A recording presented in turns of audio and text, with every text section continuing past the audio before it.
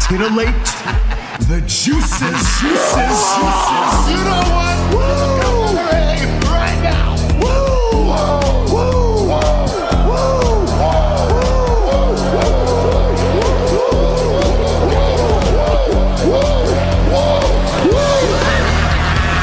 Dr. Hughes invites followers. Oh, let's see if they increase now. Me too. Yeah, wow. Dr. Hughes. Mock-ass mock. He's a great podcaster. Trick-ass mock. Acknowledge me. We coming for you, nigga. Fat! Yeah, Dr. Hughes, here we go. Keep plugging yourself, that's cool. First up, a man whose looks will serve your inner needs and desires. Dr. Hughes. G. That's right, Dr. Hughes Saturday. G. Oh, wait, I might want to do this. G. All right, let's get warmed up, everybody out there. No sleaze today, I'm thinking. You know, he's got snow to shovel. Like, we live right near each other. There's no snow here. Where's the snow? I don't see any snow. But he's got tons of it. He's got no power. Danny Damage going through it. Jess can't make it. No, we got nobody today. You're going to have to deal with just Dr. Huge in a solo show like back in the day. Wow. G. Will I lean on the samples? Who knows? Maybe I will. Am I going to use the chat as the co-host of the show? Probably. G. We have a ton to talk about, though. I got TNA notes. I have Dabbleverse business, if we need to get into that. And I did find another super funny clip of the week. It is crazy good. So we're going to have to do some dabbling. Shout out to DJ Electrify doing the double points at you, NWO style. Definitely hit the like button. Definitely hit the shares and the subscribes and all that. Join us over here. You know, I can have big panels too. You know, we haven't done a solo show, I think, in a year almost. Yep. Some of the greatest shows, right? Because it's all me, right? Amazing. G. As long as you like yeeting, I hope you like to yeet, everybody. If not, this might not be the episode for you. Might piss you off. Or I might forget all about it and start hitting other buttons like this one. This is one of my other favorites. Yeah, go take another hairbrush in your ass. Yeah, maybe I will. This is my link tree, by the way. That's the QR code you're seeing on the screen. And if you're listening in audio form on SoundCloud or iTunes, is it called that? Apple Podcasts. That's what it is. 5 stars on there. Just like your favorite Uber driver. Come on, give it up, everybody. Get more people in here, especially on YouTube. What the fuck? I get it. We're Saturday, mid-afternoon. We got to let people know that the show exists. So that's like the major deal. We got my guy, Drew McIntyre, is now the champ. We can talk about this. First, the most important stuff, in my expert analyst, journalist opinion, is TNA and all the TNA stuff, right? I can't ignore this. G. We'll do that for 2.5 hours or so, right? Who knows? Maybe a short show. You know, that's what Kevin Brennan says all the time. He threatens the audience with a short show, and he keeps going, we're all caught up. Yep. The super chats. I don't see any more super chats. We're all caught up. I might as well go off and sip some Seth Rollins juice, right? Coach, where's my Seth Rollins? Oh, a little bit of the bubbly. That's right. We have TNA PPV plus AAA on tonight. There's so much wrestling, Coach. You know, I try my best being an expert in all this. I'm just trying to keep up with WWE. That's all I'm trying to do right now. That's hard enough, is keeping up with WWE. Let's go through it. It's always fun to go through all the programming they have because it's a lot. Monday Night Raw, which is, if you're a wrestling fan, that's pretty much the top show in all of wrestling in the entire world.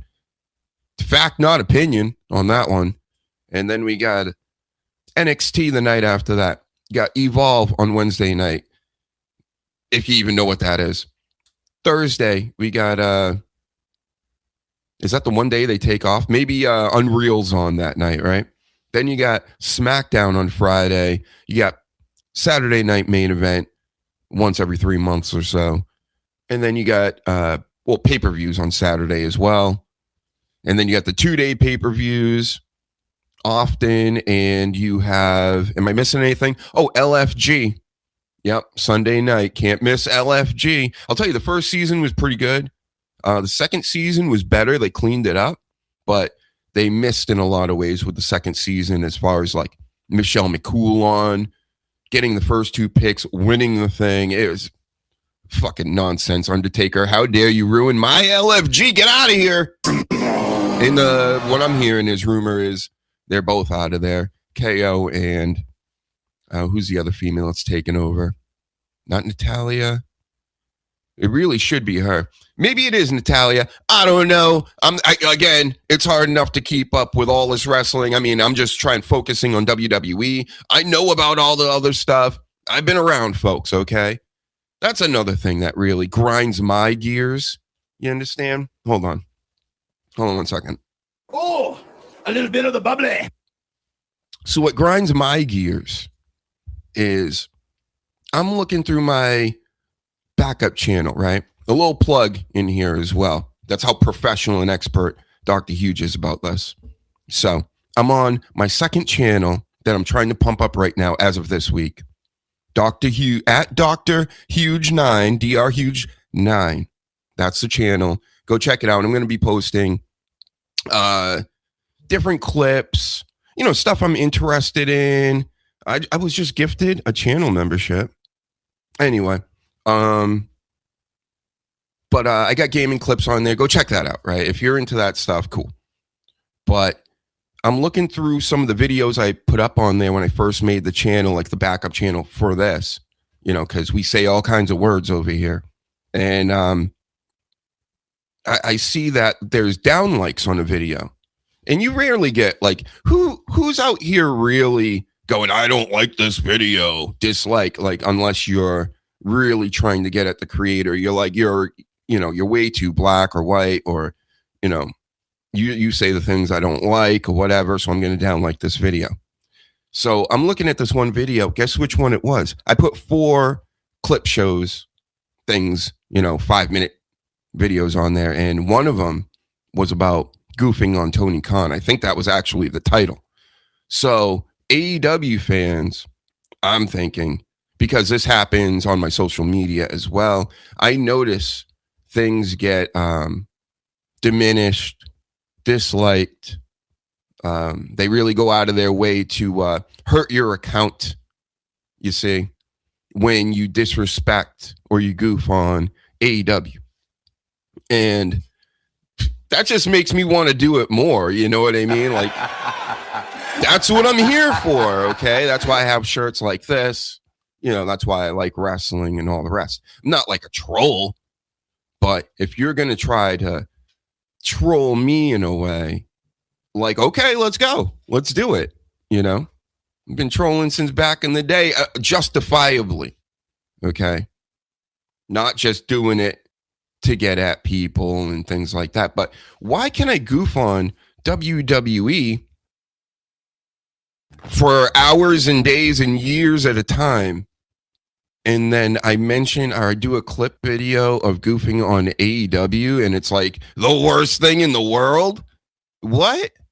I'm just like the biggest, baddest guy. You're going to have to give me down likes so nobody sees me goofing, or the sleaze go. Remember, it was the video of Tony Khan coming out and, pumping up the crowd. Speaking of pumping up at DJ.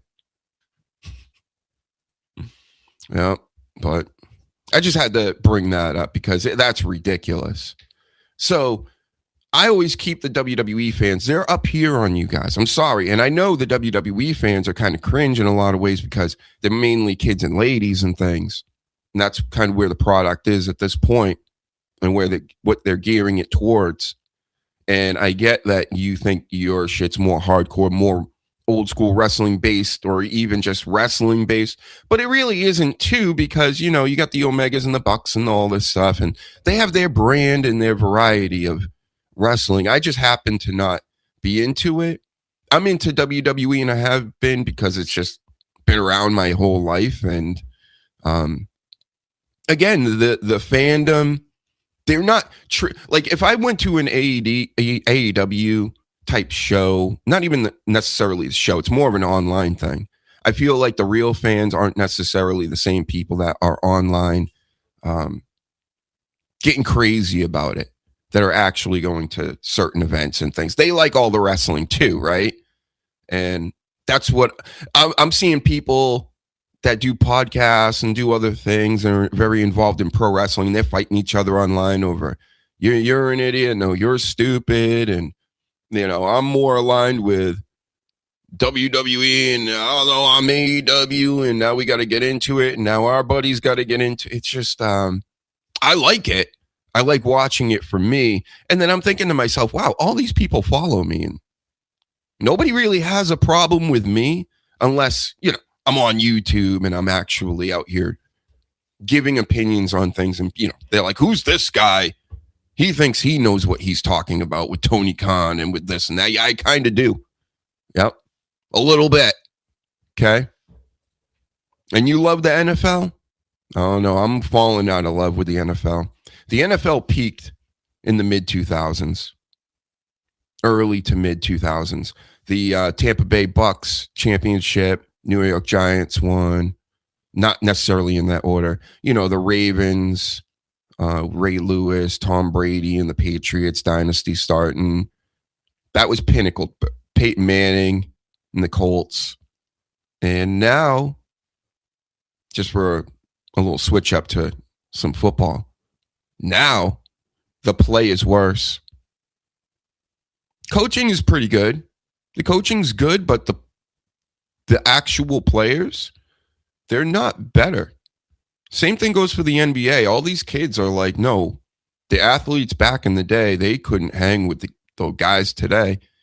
Not only could they hang with the guys today, they would destroy the guys today. And I know that hurts the corporations, right? The corporate ministries out there. They got to push what's cool now to the people that don't know any better, right?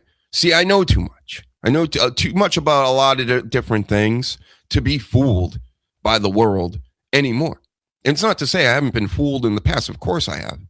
We all thought Tupac was a gangster, and maybe he was to, a certain extent. But that was more a character that he became. You see what I'm saying? So he kind of willed himself into being that person, when before that he was like a gay dude at an art college? Huh? So you want me to believe all this forever? It's just not happening. I see through all the horse shit. And I'm telling you right now, especially the kids, because you just don't want to hear it. It's not your generation sucks compared to others. You have great players and things like that. The games are so fucked up. The rules are crazy. And the way that they prepare, specifically NFL quarterbacks. Tom Brady's talked about this for like years now. The way that they talk about these quarterbacks, they're like, they dumb the game down so you don't really have to be as good. They need you to be the it guy immediately, Patrick Mahomes style. And there aren't a lot of Patrick Mahomes, okay, out there. Whether you think the Chiefs got the reps in their pocket or not, if you have eyes, Mahomes is one of the greats, okay? But to instantly put Mahomes up in like Brady's category, which children and nephews and stuff like that have been doing to me for years now. It's just, can you let the guy finish his career first? Can we stop putting LeBron James up on a pedestal, even though he's in his 40s and he's clearly lost it? And in my expert opinion, never fucking had it, because the NBA did whatever they could for LeBron James to get over. What, you want a super team? You want this? You want that? What do you need, LeBron? Oh, he needs more help. He needs more help. This 6'8", has the physique of a guy that was literally given God gave him a gift and went, you're going to be good at basketball no matter what because of the way you're built. And then he goes in there and he flops around and he bricks and he doesn't even really train to get ready. He's taking roids. I mean, let's call it what it is. Wow, a lot of truth I'm dropping on everybody today. I mean, Chael Sonnen called him out again recently and said LeBron James is on the picograms and all the other, fancy scientific names for juicing. Essentially, he's juicing. Oh, he's an Iron Man. Look at the longevity. That's the one thing he's got on everybody, except for maybe Kareem. Kareem played an awful long time too. But I'm sure LeBron's going to play the longest because he's juicing. Okay? And he's got the NBA in his pocket. He took over the LA Lakers. Like, that would be like a player. Imagine a player in baseball that's not even that good. That the league got behind him. Once Jordan went out, he came in. They're like, we got him. This guy's going to make us so much money. And he probably has.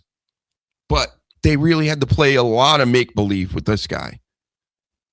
And in baseball, right? Takes over the Yankees or the Red Sox or whatever. And they're going to go, yep. It's all about him now. Oh, yeah, he's 80 years old, but that doesn't matter. We're going to still make this guy the focal point. Huh. Right. It's on the front of my hat. Rowdy Roddy Piper. That's what's on the front of it. Told you, 500, I'll show you the bald. I'm doing like a lingerie thing with this hat. Okay? Yeah, I hear soccer's pretty bad too. The flopping around and and then you got the gambling. Don't get me started on that. The gambling stuff just made everything 10 times worse. Now everybody sees the symptoms of the major problem, which is the gambling. And the news this week, right? College and Chinese basketball. Of course, Chinese basketball is going to be rigged. It's all rigged. And who's gambling on Chinese basketball? There are some degenerates out here. There was one guy online, I remember hearing him say on a podcast that he was gambling before work at like 6 a.m, was gambling on Turkish women's basketball because that's the only action that was happening at that time. That's right. I am the one. Just like you know who. Z.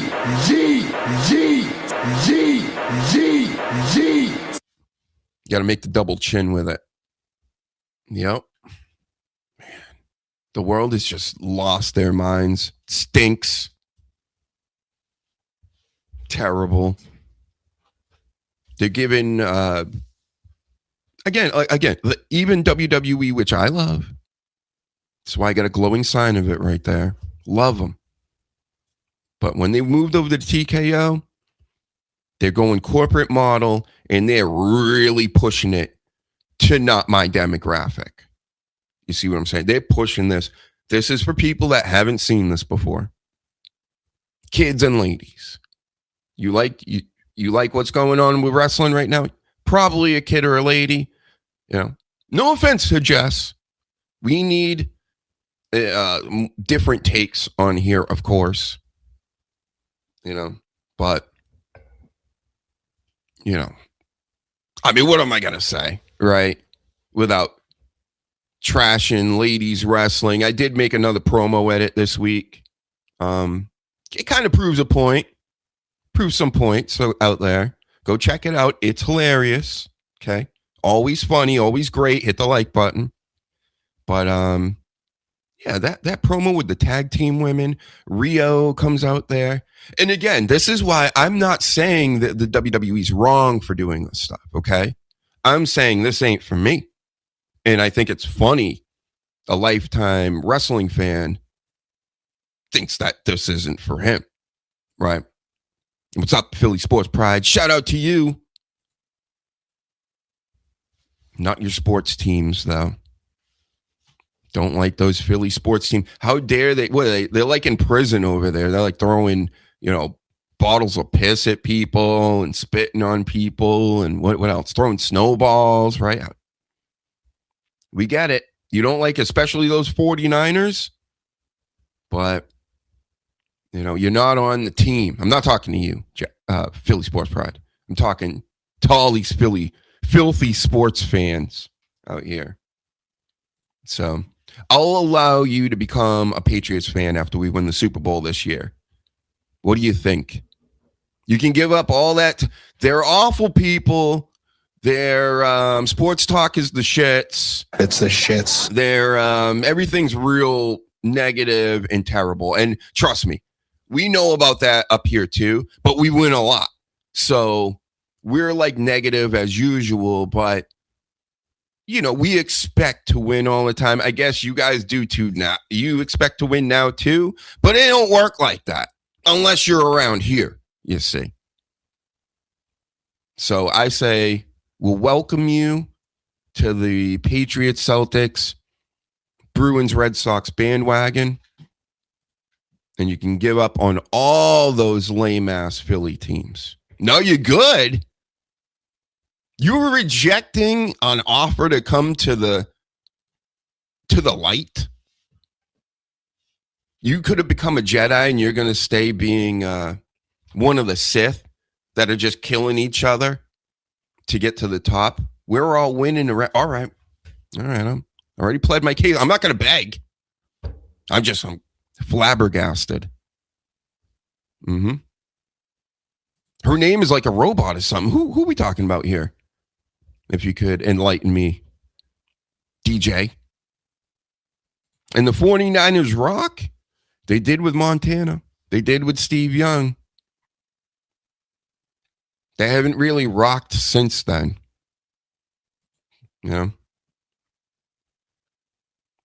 What's the female wrestler whose name is a robot name?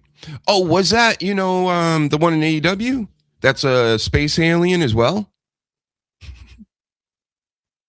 That's right. We're the best. Pro sports. College sports, I don't know nothing about that. So you guys can have all the college sports. I mean, we do have UConn, right, for basketball. Had UMass back in the day, but they stole our banner because they said Marcus Camby took money, and now everybody's getting paid anyway. Right. So I got to say something about this TNA business, right? Let's go over that real quick, and then maybe we'll watch some, we're going to watch some funny clips that I've found during the week, and I'll explain all the nonsense. But right now, TNA debuted on AMC this week. If you're a wrestling fan, honestly, you should have watched the show or at least seen the highlights of this because this is a big deal. TNA Wrestling's been around since, 2001 with Jeff Jarrett. It morphed into the Hulk Hogan era where they brought in the Booker T's and the Bubba Ray Dudleys and the Scott Steiners. Where are you, Scott Steiner? He's fat. Exactly. That's where we got this gem. He's fat. So TNA had its moments, looked like it was going out of business several times. I can't believe that last time when Anthem bought them, I think the first time, and then they put that owl in the logo, and then Billy Corrigan was a part of the show who runs NWA right now, if you remember NWA. And NWA doesn't seem to be doing all that great. Numbers wise, it's almost too stripped down, but I understand what they're doing. I wonder how that business is just operating. I guess it's all Billy Corrigan at this point, and he must be pretty wealthy. And it's kind of just a project of his. And yeah, I think when they first started out, it was going great. But anyway, I'm getting off track. I digress. TNA had their first show on AMC this Thursday, 9:00 my time, normal people time. And overall, hold on, where's my Meltzer? We got to do it properly. Come on, I know I kept you in here. Did I take you out? Holy shit, I took Meltzer out. No, I didn't. Why would I? I give it 2.5 stars, and I'm being generous. How about that? So TNA, I'm rooting for them. I like AMC because I love Breaking Bad, and I love The Walking Dead. Still watch it to this day. Give me more Dead City. I don't care if it's fucking cringe, which it kind of is, especially the second season. I fast forward through these shows now. I don't, I'm a grown ass man. I can't sit here and watch these terrible shows and let them just go on in segments where I'm like, oh, this is the part that, give a moral of the story or, the kid's talking with his mom. I don't care about none of that shit. I get it. So, Dave Meltzer, I don't know what your score is, but I give this 2.5 hot dogs.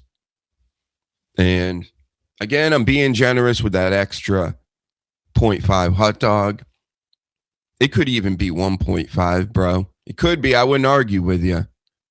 But the show, overall, not that great. They started off, they brought AJ Styles out. Crowd's hot, but the crowd is also small. So here's another problem I have with anything that's independent or even close to independent professional wrestling. Have these shows in smaller venues. You just have to.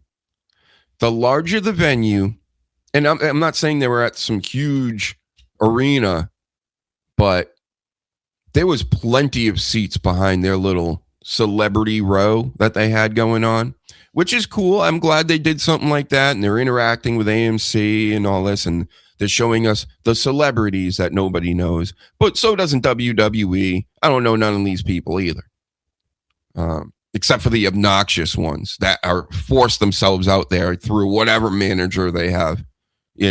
The shirtless guy, Bert Kreischer, that loves himself, and the other guy that loves himself with the mustache, Schulz, the mascot of New York all of a sudden. But, just seeing empty seats behind anybody in any camera angle, fucks Dr. Huge all up. And it makes me, have a sip of Seth Rollins juice, not gay. It's because it looks like Jesus juice. Thank you. I'm not gay no more. Oh, a little bit of the bubbly. Oh. A little bit of the bubbly. That's right. And her name is Cyborg. Oh, the MMA fighter? There was an MMA fighter. Very famous. Went by the name of Cyborg. And then Nunez took her out in less than 30 seconds. It was quick. Anyway, this TNA, it hurts me to say this because, again, I want them to do well, right? But from what I saw in the very first episode, it felt like a lot of ball washing, and it felt like a lot of dick riding of AMC. We all know what AMC is. We're literally watching it right now. So you don't have, it's okay to say up front, like AJ Styles did, and mention AMC and ball wash a little bit. But then that's it. Now you just have the logo in the background. But what they did is they kept mentioning AMC. They kept ball washing and dick riding the AMC all night long. And it took me out of it because I'm like, this is about TNA. You're really supposed to show yourself off. Then I hear, I think through the Meltzer crew, again, where are you, Meltzer? Get on my screen for a second. That they ran a whole angle with Dolph Ziggler taking on Santana, who is the new champion once again for TNA. And we all saw this coming. As soon as Santana lost his title, there were speculation and rumors that, is he going up to WWE? Is this happening? Everybody's going to ask questions. But after a few weeks and hearing what he had to say about it, you're like, oh, he's just going to win the belt back eventually. And probably after, at the first night of the big show and all this on AMC. So it happens. And I'm losing my train of thought because now I'm thinking about that match. In that match, which is the main event of the show, good match, solid match. But when you're doing the AEW thing and you're getting spiked on your head a dozen times and you're just popping up, and not only are you popping up, you're popping up and then you're going to give the other guy a move? What? That doesn't work like that. It's the shits. That's stupid wrestling, right? You're not supposed to take 2-3 finishers, one on the apron, one flying off a building or whatever, and then you pop right up and put the other guy in a move. Got it. So when I saw Santana just do that once, I was like, oh, this is it. He's totally got it. Again, decent match. It's just nothing was very exciting.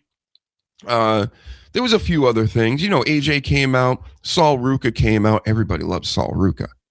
Again, knowing what I know, I could see this coming a million miles away. She starts talking to Xia Li. I know her name's probably different, but I know her by Xia Li, who is insanely hot. I mean, I don't care if she has a sideways vagina or whatever. I've heard rumors. I don't even care. Because she's insanely hot. She's also insanely short. And going up against Zarya is going to be something I'm actually intrigued by. So they had a little segment with that. Super over. Of course, Sol Ruca was, she started talking on the mic and made it seem like she's going to, go for the title. And she said, no, this is about you now, Zarya. Which it is. Zarya seems perfect for TNA. So that was a positive. Sonya Deville came back. I don't know her new name. Oh, it's going to take me a while, right? She came out, disrespected Santino. Got to keep all these Santanas and Santinos in line in my brain. And at first, she gave them all the props in the world, being very nice. Then she went in on them. She said, basically, get out of here. I'm running things now. I've done this job before. So that happened. Oh, and then here's a big thing of the night. I mean, very interesting. Dixie Carter comes out. Yep. What do you think, everybody, about Dixie Carter?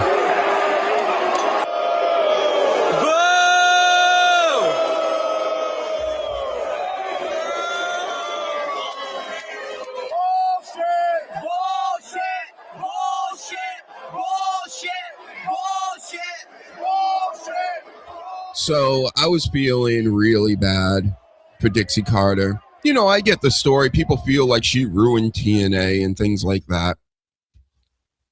I don't think so. I think she was running it during some of the most fun eras, right? I mean, I'm not like a TNA historian. I know Jim Cornette can't stand her or whatever. And supposedly she was sleeping with the boys or whatever. But what do you expect? She's going to be around a bunch of fitness models and shit and all these dudes. And, she's not gross. She's not a gross lady. So tell me in the chat, why do people hate Dixie Carter so much? Because I honestly don't really know. It's just the business, I guess. She didn't do a lot of business for them. But I think by being bad, she actually did some business for them. How about that? Mm-hmm. Gotta tell you, if you're a chick, it's all about TNA. Really? Yep. Mm-hmm. And one of my favorite karaoke songs to do is Judas by Fozzy. Of course, I've even done it. Go check that out. That's in the shorts. Or is it? No, they wouldn't let me post it in the shorts. I do have a Cody Rhodes one, though. Yep, I did his song. I remixed it a little bit. I made it better. Mm-hmm. So, yeah, I just felt bad for her. She's like, this is a very important night for me. Something to that effect. And then just more booze raining. And I'm just like, these wrestling fans are so disrespectful. I wonder what she has to do with them right now. All right, calm down, everybody. Calm down. For her to even come out, that I was thinking, well, how is she involved right now? Maybe she is. They think she's a villain. I don't know. She's no villain. And she gave us EC3, her nephew. Come on. EC3 was given a short little run on WWE. I want to say, God, when was that? 2017, 2018, right? That was like a whole, like, between 2016 and like 2020, that was a weird ass time. Very weird time in wrestling, especially WWE wise. And it's also the time where that Young Bucks indie scene and Cody Rhodes and all them like morphed into AEW. And Danny says in WWE terms, she was too involved with the product. Really? To boo her in the year 2026, it's a little much, you know? And you have a wrestling intro video of a friend made of you. Wow. It's amazing. I need some people to make some of me. I need a wrestling entrance video as well. So more on that later. But, yep. Celebrities. How about this? CM Punk is in a movie. He's like a bad cop. So that's what I gather from the trailer is he's basically Denzel Washington right over my shoulder here in Training Day. And he's going to teach all the young pups how police work really, like what really goes on when you're doing night patrol. That's the name of it, night patrol, right? I mean, just the names alone. Come on, guys. We got to step our game up. Why isn't it? They all need to hire me in Hollywood and in professional wrestling. Like, I'm not lying. Maybe it's because I'm psychotic. If I just sat down with a blank piece of paper or something, I'm just coming up with stuff nonstop, over and over. And I just, maybe 80% of it could be the shits, but I'll come up with a lot of stuff, a lot of different names, whatever. And I do it fast, okay? You know, ball wash myself right now. Ball washed myself earlier today, and now I'm going to do it on stream. So I hope everybody's keeping up because I'm pretty good with coming up with ideas and things quickly. All right? Tell everybody in Hollywood, thank you.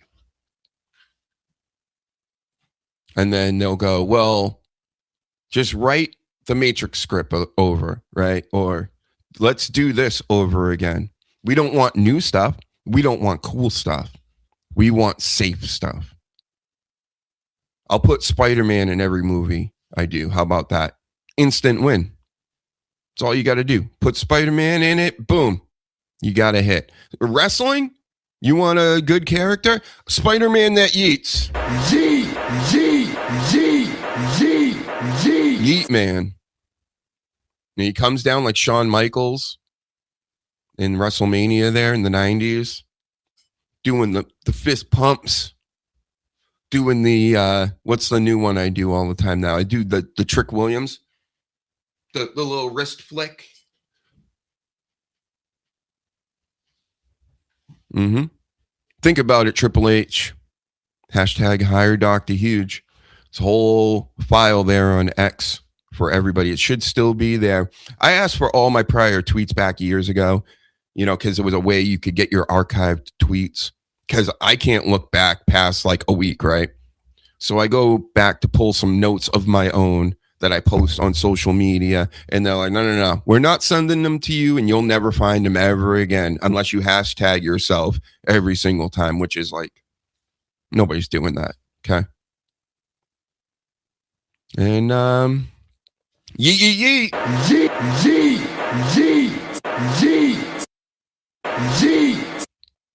And you can get me one nice. Make it look perfect. Photoshop it and all that. Big muscles. Just like Stuttering John. Yeah, motherfucker. Yeah. That's what he does. Just like that. Speaking of, let's watch a little Stuttering John. And I also have a note to watch a very specific video because I haven't watched this one, but I watched the other one and it is a riot. So We'll switch it up. We'll get back into a little TNA talk and wrestling talk overall. SmackDown happened last night. Raw, of course, earlier in the week, and everything else in between in the news that to go along with that. But Dabbleverse, everybody must know about this, especially the pro wrestling fans. Get liking and subscribing. Show up more here on YouTube. Thank you. If you're watching on X in the future, come on over to YouTube. Follow. What's the sound of one hand clapping? That's what it is. Remember that? Solve all the philosophical lessons. Here he is. Let's do it. Look at him. He's so handsome. He was wearing a dress shirt the other day, and I was calling him Don Johnson. Drunk Don Johnson.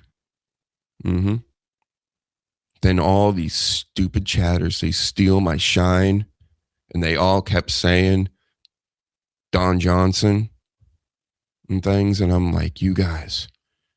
And they give no credit to Dr. Huge, right? How dare these pores out here in these chats treat Dr. Huge, and then they don't even watch my show, which is way better than these shows. Way better than your show, John. Who could do a show all by himself without no guests? Oh my God, that's mind-blowing. Nobody's ever done that before, right, John? Anyway, I don't know what this is about, but I'm sure it's going to be stupid. They make up shit that is so preposterous, but they do it all the time. They can't stop. Much like Barbara. Bob Levy, that's Barbara. He calls him Bob because he's got like white hair. He kind of looks like an old lady these days. So Barbara. And Yassi is Pat Dixon because he's got one eyebrow that's stuck up just like The Rock. I'm not kidding. So he always looks like this. Like, I can't even do the face. His eyebrows, one eyebrow's just up here as if he's always curious. And then he talks like a 1920s gangster.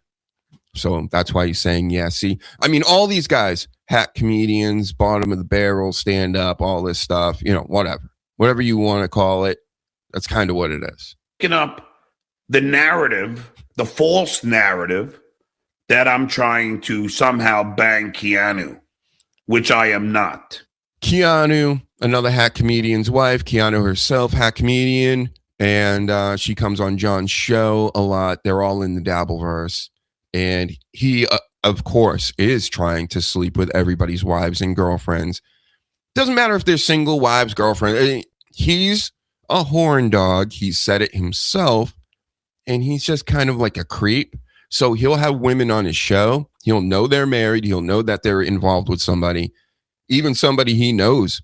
And he just hits on them over and over and over. And it's like, even to the point where it's like, I've jerked off to you. I've done this. I've done that. And it's just like, bro, I get he's like trying to be funny, but this is also him.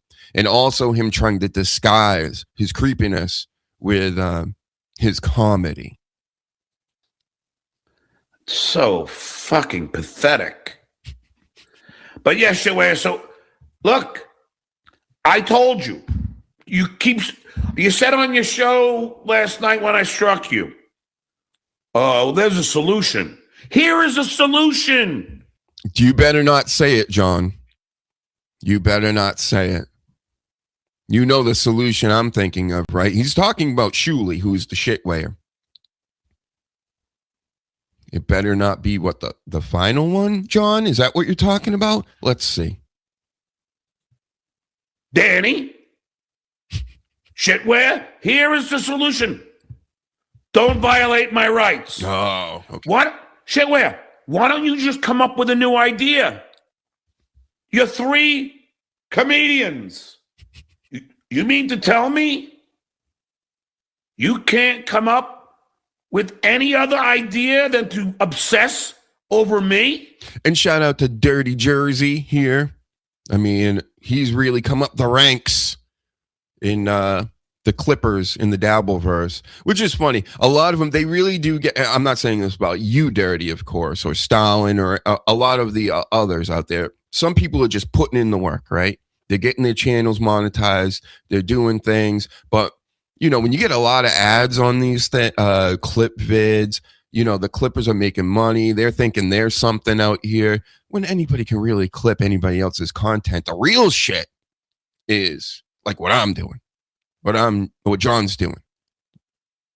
The clipping is cool and it actually helps everybody that's doing this stuff, but just don't get too big for your britches. Okay. You're not really a creator more than you're a clipper. Even if if certain people are adding music and doing things to it, the brunt of the money that these people collect from these things should go to the original creator. And that's coming from me, right? Somebody that I like to sample. I like to create montages and things at times, even in song form or whatever. But, it's just, let's calm down with, again, not Dirty. He's new on the scene. He seems to be just about business and he wants to get the channel big, and shout out to him. But there are many others out there. It's like they think that they're comparable with Kevin Brennan, and even Stuttering John, as ridiculous as he is, and all this stuff. It's like, no. Chill out, bro. Okay? Just make the clips. Got it. Because you need the clips in the Dabbleverse because they all delete their videos after they do them. And then they'll put them up on Patreon. They monetize them other ways other than through YouTube, which, is something. I'm thinking about doing it. Really keeping your video up doesn't really fucking matter. Nobody's going back and watching a lot of videos. They should, especially of Dr. Huge show, because they're hilarious and they're great. And it really doesn't matter if they're old wrestling talking points or whatever, because wrestling's the same all the time. So even when we're doing it like that. Plus, we talk about a bunch of other stuff. So go watch the old videos. Watch the shorts I'm putting out and the clips and all that stuff. Follow and shave. Follow and shave. And take a shower and shit. You're admitting then that you're a parasitic douchebag. Come up with your own idea that doesn't involve me. Yeah, but you're into it with them now, John. There's a symbiotic relationship going on here between you and the shitware in his channel, because now he talks about you 24 hours a day, yes, but you're also really, really over the top ridiculous. And now you're putting it on even more, and you're giving them a lot of content, which gives you content to complain about it. You see? So now you're actually working hand in hand with the evil, dastardly Shuley. Mm-hmm. Go on, give me some more John here. It's that simple. It's that simple. And Pinky, I've been biding my time with you. Last week, you played my songs. Don't think I don't have that tape, and don't think I don't remember it. I almost spit out my drink. You played my songs. And I don't know if he actually played his songs from his records, right? Or he's playing like his intro song here, which was, supposedly on a record. It's like, come on. He's so... This is why, like, I'm not even a fan of TSN or WATP and the main people that go after John. He's focused on Shuley right now, it seems like, even though I think both podcast hosts of those shows are literally in a lawsuit with John at the moment. But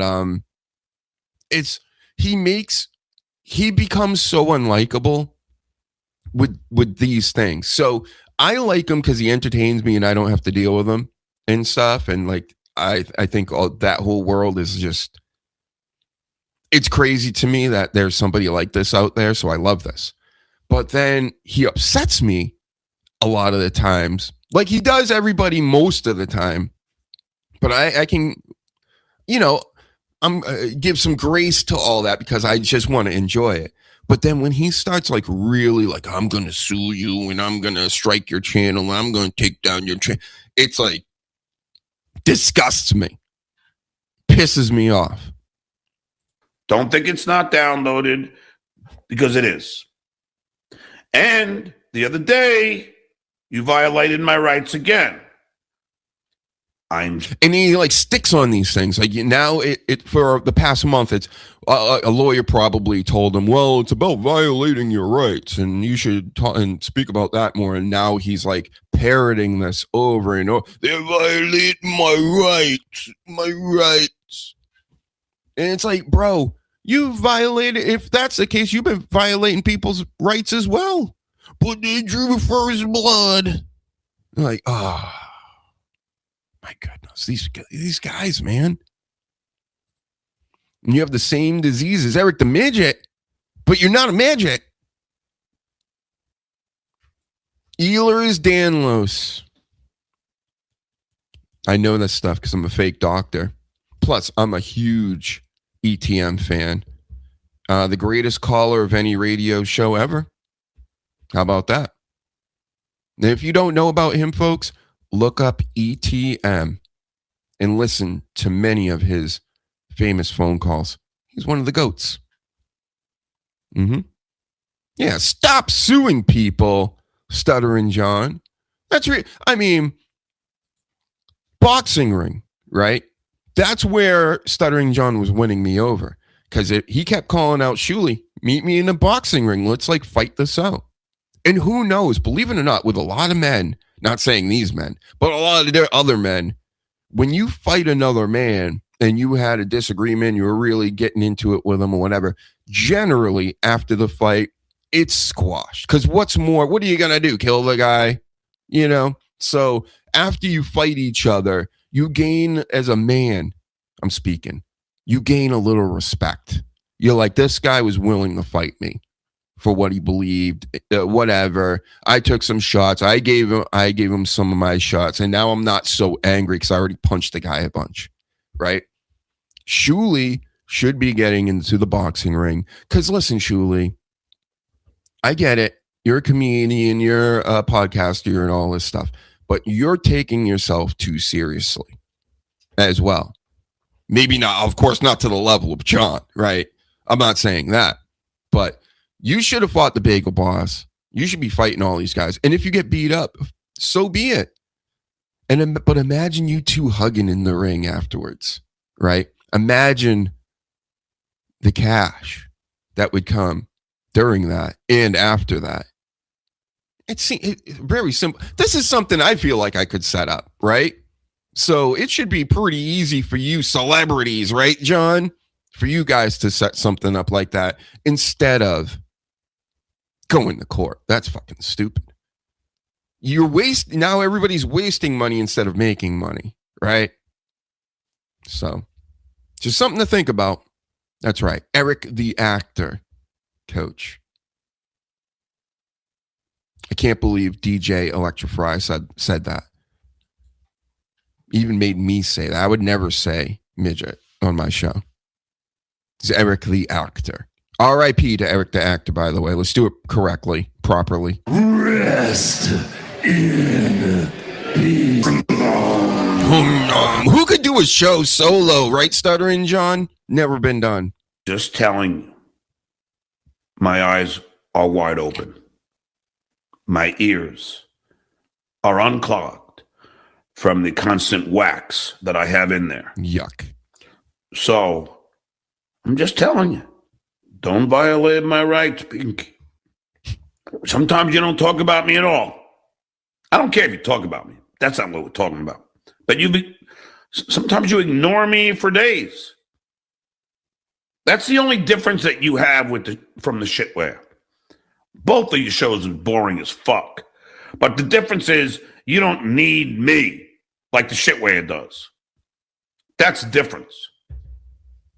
You don't need me. The shitware needs me. But you don't. Shitware is Shuley, everybody, if you didn't know. And at first, you weren't a Shuley fan, but he's super cool in real life. I'm sure he is. I'm sure a lot of people are. That's why, like, Johnny even has that gimmick of, you know, you're going to meet me in real life and you're going to like me and you're going to do this and you're going to want to buy me a beer and blah, blah, blah. And it's probably, even for a lot of the haters, it's because you have moments where you're very hateable, whether it's a character or not, on screen. This happens in wrestling. This is why I'm trying to show this stuff to people in pro wrestling that are into this stuff, because this is pro wrestling, okay? In a lot of ways. And shout out to you, Madison. Look at that from Kick. Shout out to Kick. I've been doing a lot more Kick gaming videos. Don't you hit me with a Discord. If you write something about the Discord, you're out of here. Just a warning. Thank you. And you would never like SJ in real life? Well, you're a lady, right, too? So, I mean, if you're a dude, it's hard. Not, because it's funny. He's the guy at the bar. Like, I don't mind him being gross and all this stuff. It's entertaining, right? Plus, like, again, I don't have to deal with it. Look at this. Look. I told you it was something. I told you. Get out of here. That's all Kick's good for in the chat. People selling stuff. We're not buying anything. We're just subscribing to Dr. Huge on YouTube. That's what we're doing right now. That's right. He's got plenty of roids. He had the Lance one time. Another time, a Playboy centerfold. Had buffalo sauce fingers from eating dinner, and then she stuck her fingers up his butt, and she ruined all his hemorrhoids. And I made a song about it. Yeah. Only I can do a show alone. Nobody ever does it. Stetter and John went on a 15-minute rant about how nobody does shows by themselves. Who would ever do a show by themselves except me? I would like to thank myself and only myself. That's how he ends the show. So disrespectful. Listen, I get it. I'm sure a lot of people aren't even going to tune into this episode because I'm by myself, right? There are some Brennan episodes on MLC, and I like MLC, where I'm like, you know, this one could use a guest. This one could use one. But also, I'm not big on, you know, just no air, you know, me not saying anything, me just clicking around and doing stuff. That's what John does. So you could say a 2-hour John show, 30 minutes is silence. And him doing other shit, going to the bathroom and, you know, tapping on the, it sounds like this. It's like, just hear me type things out, wait for me to bring up screens and shit. Like, most of these shows are super boring, and it's all about the chat. Plus, I got you guys in the chat. I don't even, you know, it's easier that way. And these guys don't use the chat like that.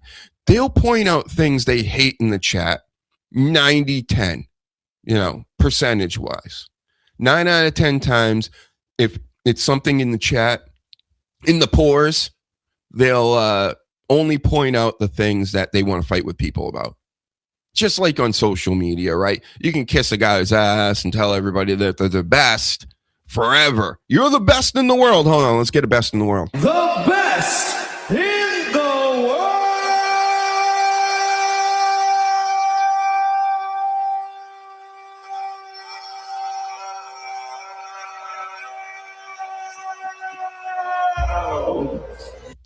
There we go. But you can do that. They're only going to respond to the negative shit, which is so silly. You're supposed to do the opposite, everybody. You respond to the positive stuff and you ignore the negative stuff. That's if you want, like, you know, not to be annoyed all the time. So, yep. Oh, Danny's here, and we're going to do some eating. You can do it at home, Danny. Tell me you did it later. G, G, G, G, G, G, G. That's right. Oh, stop saying that. Don't even write it. How dare you? G, G, G, G, G, G, G, G. If I get on John's show one day, which is very possible, I could have. Maybe, unless I was being trolled, which I probably was by Nasty Meal. Haven't seen you since, Nasty Meal. You said you watched my show. I bet you were lying. Z. Mm-hmm. All right. Give me some more, John. I mean, we're not even close to through this video. We may have to watch this other video. I'll find it. I'm going to go and tap on the mic and the keyboards. But let's hear more from him right now. So, move on. Good day, sir. I said good day. I will tell you, I do have my date tonight at 5:30. I'm not going to shower again, but So he went and looked like drunk Don Johnson for his date. And he was back awfully quick. This was the first show of the day. Then he came back a few hours later and did another show in a dress shirt. Hilarious. I am going to change into my white dress shirt. I just got my suit jackets dry cleaned. And I'm going to wear on my blue suit jacket tonight. And as we go to the Mexican restaurant, she is a nurse at the Lee County Hospital, the Cape Coral Hospital here. And, I mean, this is the one that I helped move, Tracy. And I hope that, she said she's ready now because she was just breaking up with her other boyfriend. And she moved out of his house. That's where I helped her move. But wait, what? So the girl he's dating right now, which is not a girl, this is a old ass woman, right? And she was just dating another guy, and she's using John to move her from the boyfriend's house, her new little fling, who I don't think he's really gotten into it with her. He's trying to again, this is depressing. This is very desperate. And, he's 60, man. I get it. Being an older dude, you want to get out there and, get some of the ladies and things. You're not really feeling your age. You're like, I feel like I'm 30, it's like we got to get out there and slay some tang or something. And then, he's going to the gym and only doing biceps, apparently. It's, now he's moving chicks from their boyfriend's houses, and he's going to tell us about it? That chat that hates his guts? All right. It's a bold strategy. it's been slow, but now it seems that she's into it. So we are going to have dinner tonight, and I'm just going to cross my fingers. He's one of those guys that wears chicks down. You understand what I'm saying? He gets rejected, and that creep just keeps coming. The creepiness in him, he just like, nah, unless she's like totally done with me and she'll never talk to me, then, there's still a chance. And then he just hammers away at it. I see Pocky can't stop talking about me. It's fucking amazing. Non-stop, show after show. I am fucking in his head. I'm in that pox-scarred head. Pox-scarred is. Oh, yeah, it's amazing. I see Pocky can't stop talking about me. It's fucking amazing. Non-stop, show after show. I am fucking in his head. I'm in that pox-scarred head of his. It's amazing. It is amazing. The guy can't quit me. Sunflower Dragon. I'm just gonna read this again because it couldn't be truer. The Dabbleverse is hateful, racist, and misogynist. That's true. That's true. It's all just hate, and it's racist. It's anti-Semitic. It's immoral. It's cyber harassment. It's cyber bullying. See, that's for you, Danny. Stalking. And it's done by anonymous people. Who are these people? Revenge of Penis Wrinkle. Karmic said he will strike. No transformative. I didn't play anything from Karmic's. So Good luck with that, Carmix. Skill rules today. Thanks for the fiver. Who said it? I beat off to Keanu. Yesterday morning, Keanu's mother is all pissed at me. Yes, I beat off to Keanu in Atlantic City after she wore the tight leather pants. That's like his story. He brings it up every time Keanu's on. It's like, I beat off to you, dude, because of the tight leather pants when I saw you. And, it's like, bro, every time you're going to bring this up? But that's to think that means I'm trying to fuck her is ridiculous. Karmic drew first blood. Yes, Karmic's drew first blood. He did. I was talking to my friend today. He's like, I don't get. He goes, John, Karmic's is like everybody else in this Dabbleverse. You're nothing but nice to him. You say you like him. You say you enjoy his voice. You don't say anything bad about him. I keep reading this. Yeah, he really said that too. I'm not even going to shower before this one. And when he put that white dress shirt on, it was yellow and brown, like in a jiffy. And then immediately, he's got to go against me for no apparent reason. Because he's got to kiss up to Pinky.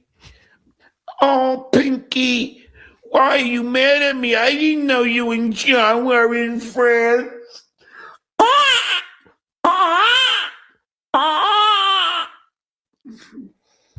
That's not what we said. The question was, do you think John would try to tag Keanu if her and Gino broke up? Now answer that question. That's from Bob Levy himself, Barbara Levy, who has a wife, Gina, I think, still.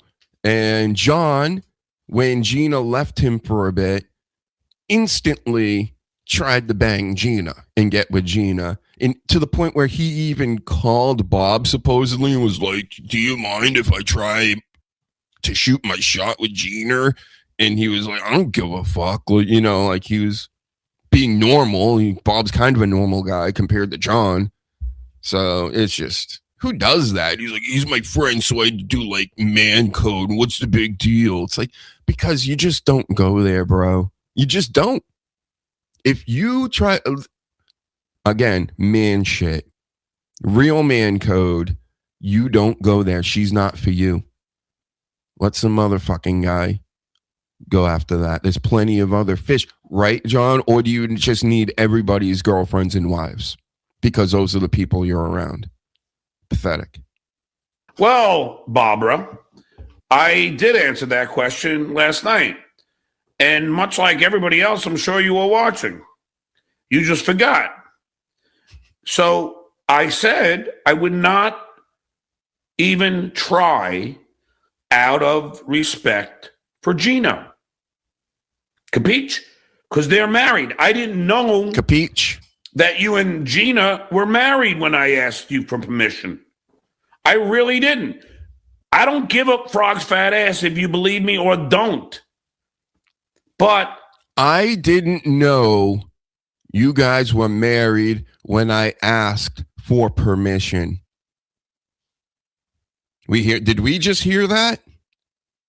That's a fact, Jack. I did not know. Doesn't I thought matter. You guys were just having a breakup. He thought it was just a breakup. Man code, John, guy code is even if it's a breakup and it's not a wife, you still don't go there. You're going to date one of your friend's girlfriend, but your buddy's girlfriends that he just broke up with. That's fucked up. That's fucked up. And you're both in comedy and all this. What are you going to bring Gina around Bob when you see him at the fucking firehouses or something? Crazy. And you know the other two girls that you and I were both flirting with at the time? It was all around the same time. I don't have to say their names. I think you know their names. So he's justifying it by saying, we fucked a lot of chicks, right? We banged a lot of these whores at the firehouse. I'm saying a firehouse because that's an old, disrespectful jab at hack comedians that do firehouses, right? So, no, I'm telling you, I would not try and tag Keanu. You don't have. That's a lie. That's a bald-faced lie, bro. And that's one way of saying it. Bold-faced lie and bald-faced lie. I go with that one because, you see, yep, love being bald. Bald pride forever. Me and Adam Pierce gonna be bald forever, and we love it. I think Adam Pierce with hair would look weird. How about that for a take? Anyway, let's finish with John justifying doing wrong in society. To believe me, I don't care. I know my truth. Well, as long as you know your own truth, Oprah, as you say, then nobody can touch you, right? Narcissist. See, this is the clips and the moments where John comes off very, you can dislike him easily, right? So he can entertain you by being stupid and spitting and doing all this stuff, whatever. But then on the flip side of that, he can also entertain you. He does do it. I'm not saying he doesn't. He can make you laugh a little bit, unintentionally, of course. And then he can really gets the emotions going, right? Because just look at this face. And this isn't performative. He really believes the bullshit that he says. He believes it. And he projects that to be like, hey, I've never lied in my life. He'll say things like this. It's like, come on, man. Come on, bro. I wouldn't. I don't have a problem with Gino. And I think Keanu and Gino are going to last a long, long, long time. So the scenario is not going to happen anyway. So why do you care? Derek Dabbles, the objective data shows you will strike out tonight. I don't think so. You did. Because now that she said she's open for a relationship, I think. No, you moved her. Job is done, bro. Time to. You'll get paid with nothing. That's what you get. You get to take her out to dinner. Move in and focus because she lives right here in the Cape. And I need a main squeeze right here in the Cape. Yeah, only main squeeze you're getting is your left or right hand, right, bro? Whoa, that was a good one, right? Hit me off with a Seth Rollins. So, and I don't want to be late either. You hit on Missy B at Anthony's house, hypocrite. First of all, Missy B is Count Cumia, Pocky, Anthony Cumia's girlfriend, who is also, I think, a self-proclaimed Nazi. Like, she really doesn't like Jewish people. She really doesn't like blacks. Just like Cumia doesn't. I think the only, in my opinion, that's what it feels like that's happening. And the only Jewish guy he seems to like is Shuli from TSN, which is weird how they've kind of clicked up because if you know the origin stories, John's from Howard Stern, Shuli's from Howard Stern. They used to feud with Opie and Anthony in East Coast radio. We'll call it that. I know Stern went national, but a lot of people in the West Coast, they would listen to him, I guess, around 10. Big deal around here, especially for us blue-collar workers getting up early in the morning and always having Stern there to entertain you with the greatest show ever. I mean, between the year 1990 and 2010, he pretty much fucking owned this. This before podcasting, even when podcasting showed up, it was funny because he would shit on it because he knew what was coming. But he went off the rails. He could have stayed having one of the greatest shows ever, but he turned on his fans. The rest is history. And now all these castaways from that show have now They've gone into the hack verse, the shit verse, the dabble verse. There was quite a few women there, as I can recall, and I didn't know that they were together because the time I was there before, he was with Danny Brand. So I had no idea. Plus, I was half in a bag. I mean, we were drinking for a while. So is that an excuse to hit on another friend's girlfriend? Well, I was already drunk, so that's why. What's the big deal? That's an excuse. All right, I don't want to be late for this date, so let me just end this stream by saying this Stuttering John saying Gagia, and where is now let's send Carmix the link. Let's see if that pussy. For the audio people, he's in his dress shirt, and he came right back. Look at the hair. This is Duke Johnson here. This is Don Johnson in the 80s if he was like really, really drunk. Boy Carmix would come on. Now, I have sent Carmix the link again. Now, let's see if this pussy boy comes on. Let's see. New news, Dr. Robert J. Manley, thanks for the $2. Pack your bags, boy, you're going to Rochester. Yeah, it looks like I'm going to rock it in Rochester. Apparently, the judge decided to grant Lady K's and Shitway's motion to move venue, which is really doesn't change it at all for me. You know, I would have rather it been in Manhattan. I think anybody with a brain could understand why. You know, it's Manhattan's more. I mean, it's more liberal, and they understand. You know, big celebrities like myself, you know, who have to protect their right of publicity. School! But it's not the end of everything. It's just, you know. So, they move venues. Oh, Justin. Oh, you mad at me? Sorry about you going to Rochester. Maybe I'll do comedy at the Carlson. Dr. Robert J. Manley, the judge made fun of your lawyer in his decision. I don't think that's true. It's so funny because the old Howard Stern burp mid-sentence. And people that don't know about these old gimmicks, they think that they're like, oh my God, how dare he? You know, that's so funny. How did he do it? It's like, he was on Stern, bro. You know, he's one of the disciples.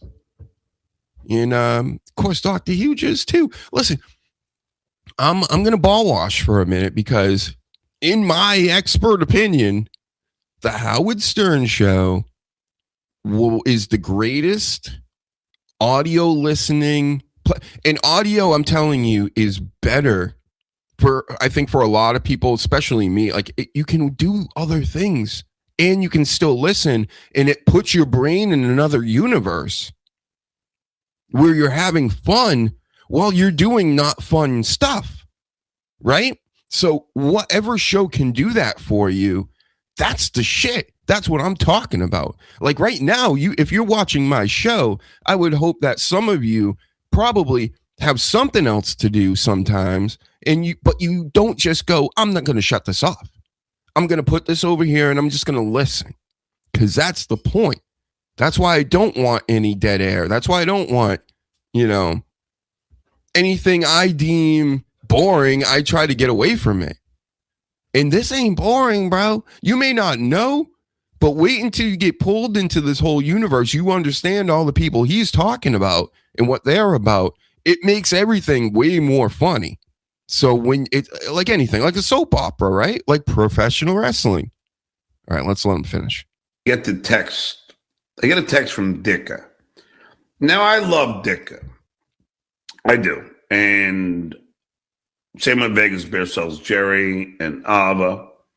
But, I'm doing a stream and Dicka breaks the news to me. I'm like, really? I got to hear that now? I think Dicka might be Nasty Meal, who sent me John's email to get on the show. And I'm telling you, I got to get on his show one of these days. Or MLC. I've been networking with a few other people. You know, Dave Sayre out here, very famous, Clearwater Chad. They were on just last night, I think, with MLC. But when I get on these shows, bruh, we're taking off. We're going to the moon, right? Overnight. I'll probably instantly get monetized because we're like 3/4 of the way there. But that doesn't mean I get the game. I understand. I've been in the game for a long time. So I don't think I'm going to be a millionaire overnight or whatever. I'm humbled and happy that there are people in the chat right now just to hang out and watch all this goofy shit and talk wrestling and everything else. You know, unlike these people, they don't give a fuck if you're around or not. They just want your money. Well, I thought you would have heard from your lawyer. Well, yeah, but my phone was off and I don't check my emails. So there's no way of knowing. Look at all these haters. Chris ++. We need Vince to break down the change of venue. Nobody needs Vince, not even Lori. Judge said your lawyer cited nothing to stay in New York City. Oh, Jesus. Jugular John, your lawyer is completely incompetent. Fact, I don't, whatever you say. Dr. Robert J. Manley, if you lose your lawsuit, will you sue them in Florida? I'll have to listen to my counsel. Is your family excited for you to lose your lawsuit? You're all obsessed with my lawsuit. So this reminds me, this little montage of super chats reminds me of what was the Mensa math.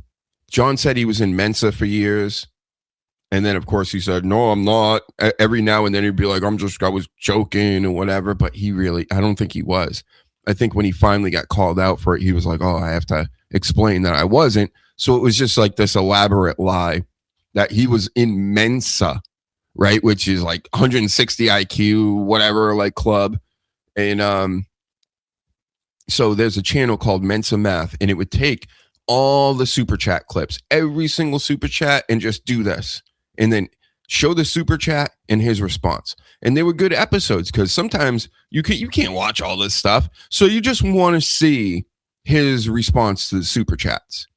And that in a way is really the show, just like MLC. MLC is a super chat show. These aren't like shows in the old way of thinking.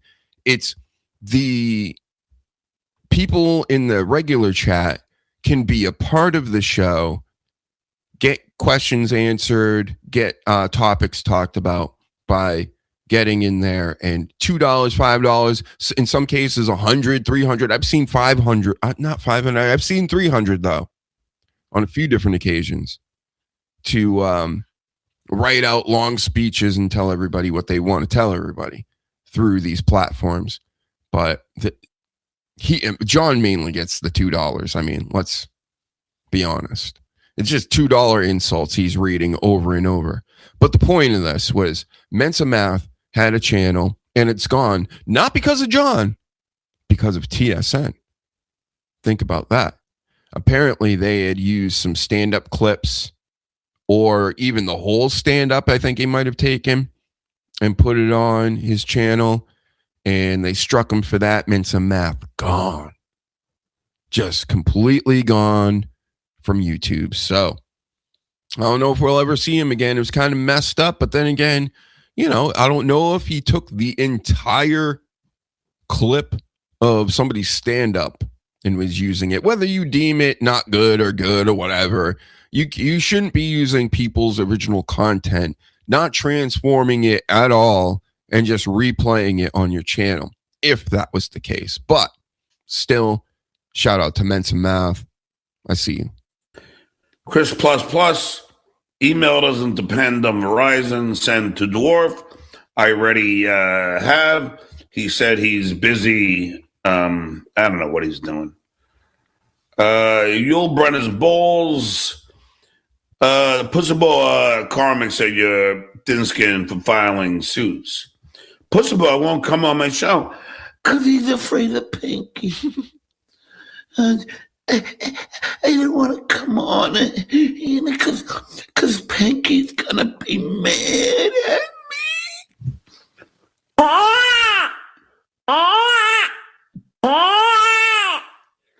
Yo, Brenner's Bowls. Carmack said striking channels is a real bitch move. Well, Carmax is a real bitch to Pinky. Oh, Pinky, like me. Carmack said you're a washed-up has-been. Rather be a has-been Than it never was. Yeah, right. Got it. Okay, I think I've had and Carmack. Enough of this. Look at now he's showing the finger. Look at the finger, everybody. I don't even know how to zoom in. How do I zoom in? I gotta learn how to zoom in. Because when I can zoom in, then we're going red bar levels of famous out here. But look at the finger. I'll give it to WATP and TSN for the point dabble point. And they're like, one of the points is a big, like, a big ball on the end of his finger. One time he's like, it's arthritis. And then the other time he's like, I got in a motorcycle accident where he dumped his bike.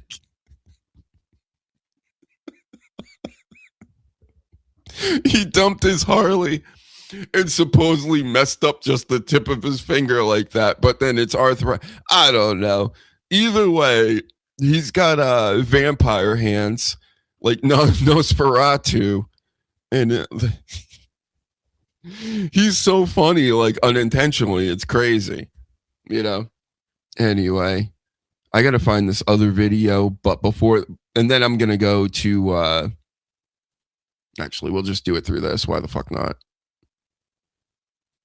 Watch all my chicks working out vids. All right. I've been watching Sam Hyde lately. You know, I've known he's a thing or whatever, but his and he's like right around me too. He lives real close. Listen, Sam Hyde, you're a billionaire, right? Hire Dr. Huge. I got ideas forever.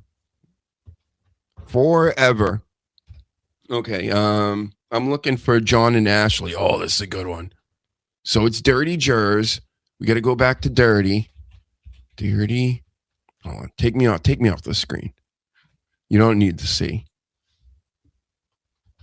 He spells it all crazy too, so I don't even know how it's spelled. I gotta go over here. Man, so much work. This is so hard to do, everybody.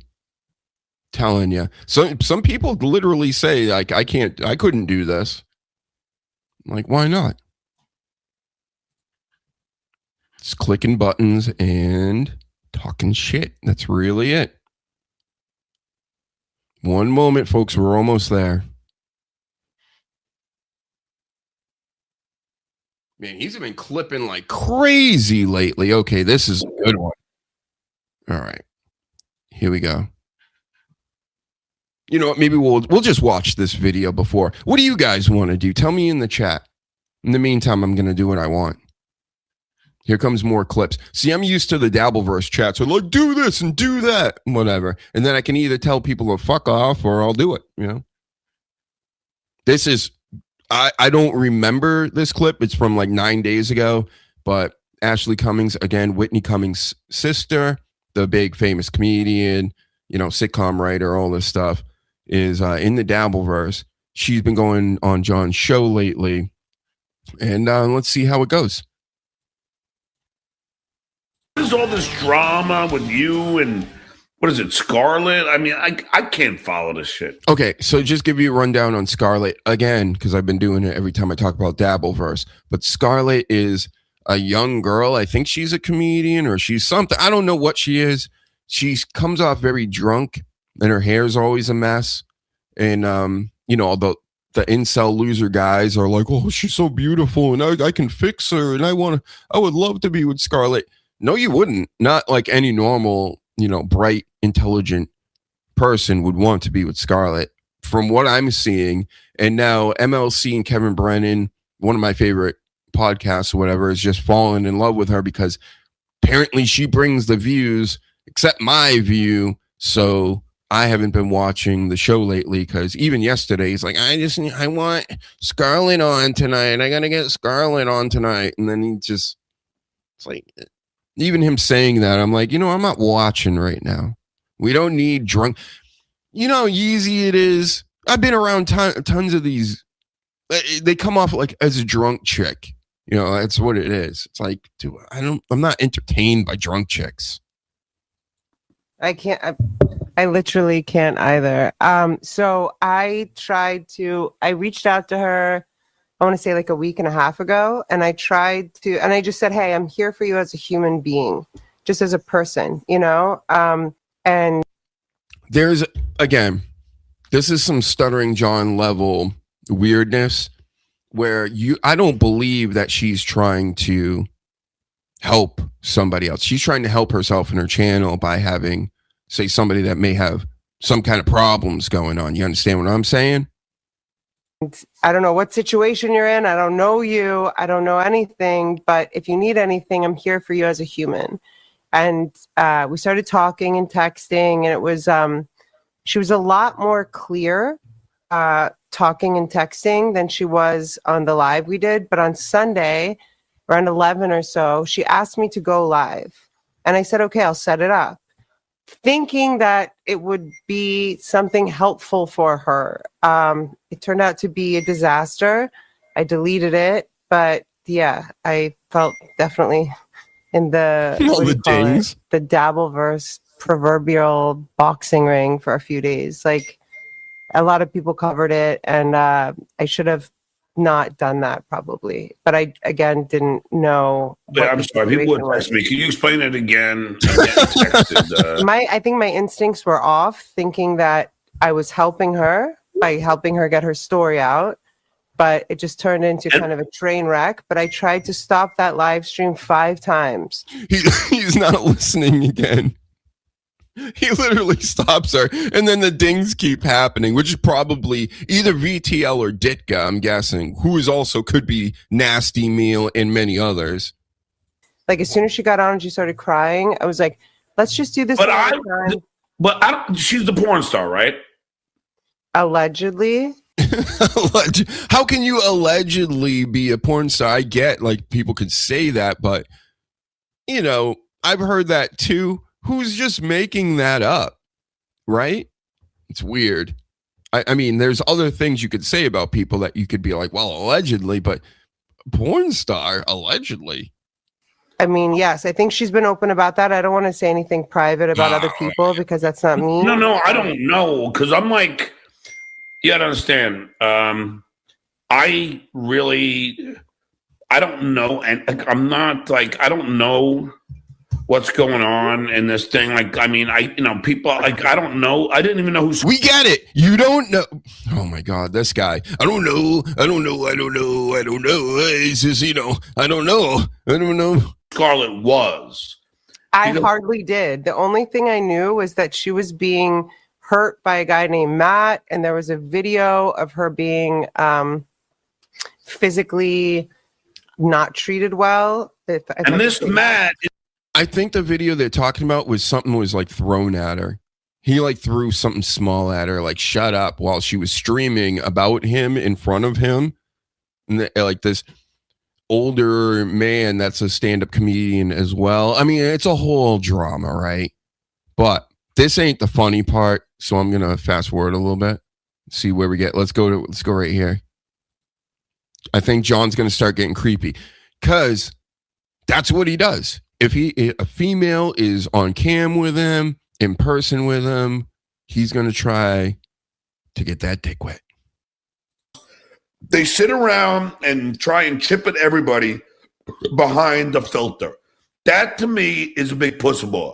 You are a big pussy boy. I kind of agree with that take. These filters and shit like that, it's hack. And I know this Burnt Peanut is big out here with the Arc Raiders people. He's like the big Arc Raider. He's so funny and everything. Oh, he's a peanut. Get it? He's got a peanut filter. Oh my God, it pains me when people try to be funny with like Why don't you do what do they call them? The the balloons, dudes. Make some animal balloons and stuff while you're at it. Get some more puppets going and filters. You can be a potato like Cardiff. You could do the Tukey puppet. You can do a cactus, right? I saw a cactus the other day. There's a pineapple. There's an orange. There's the burnt peanut, of course. Oh, you wanted the peanuts wearing a cowboy hat today because his character has a cowboy hat. Get it? We're going full hard R on a lot of stuff. And I got to give it to John. I do believe that. And it is Pussy Boys type stuff. Be funny. That ain't funny to me. What is that? Funny to you? So you'll be on there swearing it up or whatever. I'm not saying necessarily anybody specific, but you're acting a fool and you're in you look like a fucking kids show. It's weird. If you can't come and show your goddamn face and fucking own who you are. I am Stuttering John, Edward Melendez, a.k.a. the Duke. And I don't hide behind anything. Skull! So I think to answer your question, I believe what Kate Mead said. Yeah, I was just, because if Kate said she didn't, she probably didn't. So everybody knows Kate Meany, young female comedian. I don't even know if she's trying to even get into comedy anymore. Would come on John's show, mid-20s. John would hit on her all the time and then also say that he's not trying to hit on her and he doesn't want anything to do with her in that way because his kids are the same age or older or whatever. And then he would continue to hit on her. That's who Kate Meany is. She would start a lot of little fires in the Dabbleverse and then just disappear. And she's been gone for quite some time. I mean, I believe her. The other situation, the Matt Mead guy, it was all very overwhelming. Hey, 1 second. And by the way, here's El Diablo lying about buying a boat and then lying about selling a boat, killing it. All right, I'll tell you what. You super chat me 100, and I'll show you the picture of the title with my name on it. From the typical old tired grift. You send me $100, send me $50. I'll do this and I'll do that. And then every time he does, he sends a picture or he does one guy was like, show me your calves, because these chatters are just as weird as John, some of them, and sent a $10 super chat or whatever. He's like, if you send me $100, I'll send you a picture of my calves. And then, or not even send a picture. It was weird. He was going to show his calves right on stream. So instead, he sent him a picture.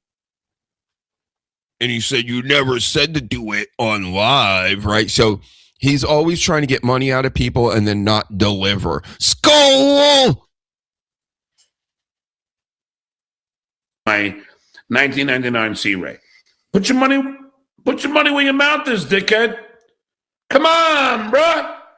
Let's do it. Just do it. Remember those kids back in the day, like in elementary school and stuff, that would want to bet money or this or that because they knew they had the advantage and you also knew they had the advantage? Like it'd be like, you want to bet that I won't run across the street right now? Because I'm going to run across the street, but you want to bet that I won't? And it's like, well, you have control of the bet because you just don't have to run across the street, right? That's what John does. Just do it. I'm sorry. Am I interrupting you putting on your lipstick? Again. Let's do it. Just do it. I'm sorry. Am I interrupting you putting on your lipstick? No. Am I interrupting you by putting on my lip gloss? I actually saw this part live. I was in the chat right now. And John gets upset when people aren't paying attention to his show because his show stinks and he's just kind of like ranting and raving like a lunatic. So she, of course, just like John does all the time, like, what are you saying? I'm not listening to anything because this is so uninteresting, right? So she's doing it. She's off in La La Land, fixing her hair and putting on lipstick and all this stuff. He gets upset here. You'll see. And it may not be your typical, oh, look how angry he's gotten. He's upset. Loss? Yes. Yes, you are. It's very distracting. Although titillating at the same time. Did you say titillating? Yes. It's a good use of the word. Thank you very much. Titillating the juices. You're welcome. So are you and Scarlett on good terms now, or is it not good terms? Yeah, as far as I know, there was so Monday was Kevin or Pinky, whatever you call him. He made a show, and then Melton made a show, and then Mersh made a show. This was kind of the worst. I paid her $50, like just because I feel like people should get paid to do things, and you know, I don't know her situation. Dirty Jers, good job, bro. You're pointing out that he's not listening at all. He's back to typing. He's doing his thing. And that's what he's up to right now, okay? But she didn't even want to get paid. But I paid her $50, and then Mersh makes a show like, wow, $50 for being drunk on your show and being stupid. Like Ashley never paid, and then starts tweeting about it. Ashley never paid Scarlett. I was like, Doom is my record keeper. I was like, I'll just send Doom the receipt. Like I paid her more than she ever asked, and she's HVAC. Is there any way she gave another lady money for coming on her show? Is that really a true story? I can't believe that. I mean, maybe, but of course, the beginning when she's like, I just wanted to help her. That's, again, I've been bringing this up for the past year. Listen, I did this show from 2016, conjured up the idea. I'm like, you know what? I'll actually tell you. I'll give you the Hudenverse origin story real quick before we get back into the clips. So, I'm having conversations with all kinds of people, the sleaze being one of them, about many different topics, right? But me and the sleaze would start talking wrestling every once in a while, because it's like at our advanced age at the time, there's really nobody to talk to about this stuff. So we would sit and like kind of like do the water cooler type talk. And I'm like thinking to myself, this is pretty good. And then I started doing it with a few other of my friends. One being, I always called him Crazy Man because he was a bit crazy. And he watched wrestling, of course. So we talk about it, and he would always say, these are fucking, imagine if we were doing a show. This is gold. Like, we're really entertaining each other, you know? In the day and age where everybody's texting. I'm like, yep. So this Crazy Man would always be like, you gotta start a show. You have to do a show basically about me. And then all my hot takes and all my stuff. And I'm hilarious and I'm funny. And I'm thinking to myself, well, I'm hilarious and I'm funny. And I have hot takes, right? Now, a lot of our conversations really revolve around, you know, what I'm saying, right? So his idea was, why don't you get some microphones and you get this and you do that and you set up this and you set up that. And then I just show up and I do a show and you get to bask in the glory of Crazy Man and you can be second mic or whatever. Like this is, in general, this is essentially what he's saying. And you'd bring it up all the time. So I'm a thinker. I'm sitting there and I'm thinking sometimes, why don't I just do a show? I'll just do it. Like, why would I put all this stuff together to do a show for him when I already know I can do a show and I just put it all together and do it for myself? You understand? So I basically went, you know what? I'm going to do a podcast. I'm going to do a show. And then I had another buddy that was doing a podcast, had me on his first episode. And it was like a round table in front of a pretty cool microphone, but it was kind of stupid at the same time because it was one microphone that kind of went 360 around this round table. And then, of course, that went nowhere because nobody has the stick-to-itiveness or the real understanding of media they just think, oh, I do show, I talk into mic, and then show happens, right? Doesn't work like that. There's a lot of work that goes into these things. So I knew this with Crazy Man. So I said, you know what? I'm going to take all my know-how. I got the stick-to-itiveness for this, and I'm going to do my own show. And I said, I'm going to do it with the sleaze. Because I talk with the sleaze just like I talk with Crazy Man, just like I talk with anybody else. Boom, you got the Dr. Huge show, right? But in this world, you know, it's a lot of using going on. They're using each other, but then also saying, oh, I'm helping them, right? And I came across this the first 5 years I was doing the show, 2016 to 2020 or whatever.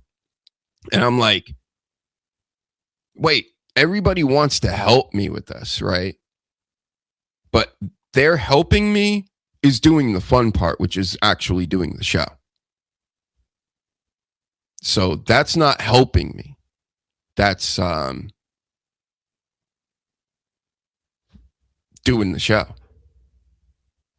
You see?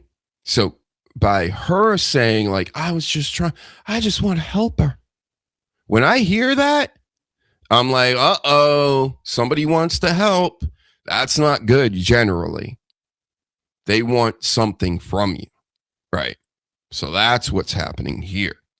And I'm starting to see this with this lady over here. Wait, where's my cursor? Is it not here? He's even offered to give it back to me, and I was like, no, keep it. Like, I just got a lot of heat for that. And it's interesting, John. I think that you probably have a similar experience. Like sometimes your heart can be in the best place and you just end up making a fucking mistake. And that's what happened, I think. Oh, tell me about it. And both these people, right? This is like the male and female version of insincerity. Okay? Like they act and they put on the face that, I was just trying to help. I'm just doing, right? And it's like, no. You're doing for you. Saying. The cesspool of ridiculousness. Yes. It's all hate and anger. The whole thing is built off of hatred. Everything. I mean, it's not like there's no kindness. I mean, with the exception of me, I'm kind. But these assholes. Right. He's kind. And who's BTS? Sounds like a Korean pop group. Is that what we're talking about? Did they break up or something because of something? You know? But yeah, it's just, when people want help, when they want to help you is when the antennas need to start going up.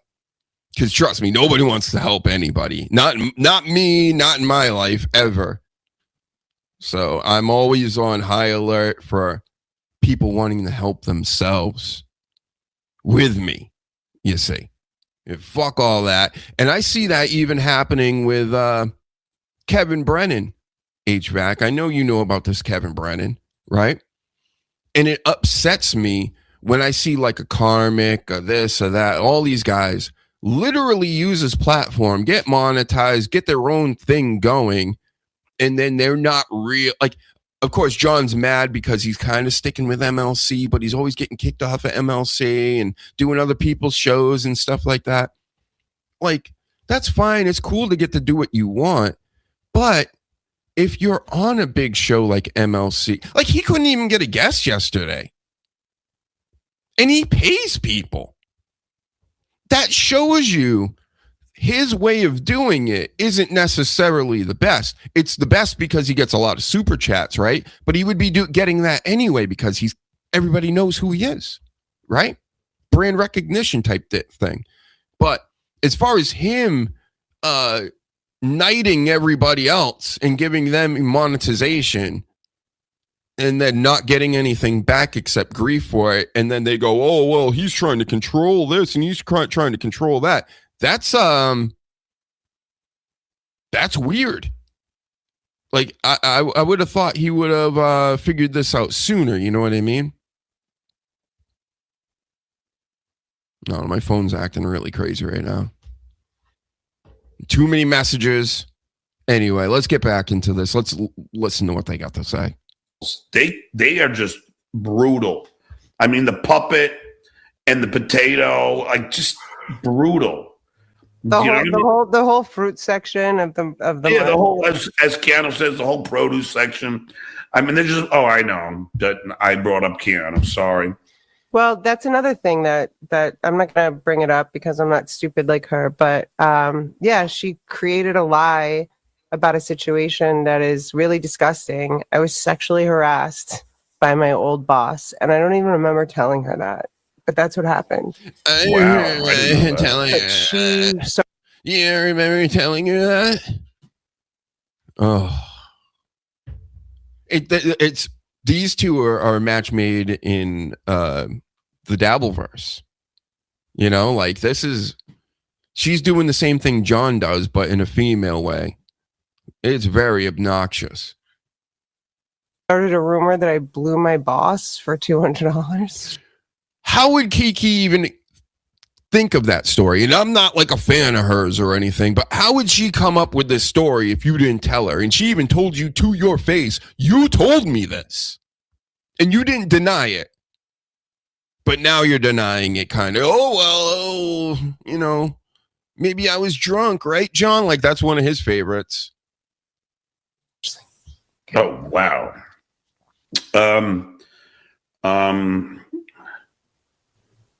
Sure, I can't fly. That's your friend, though, right?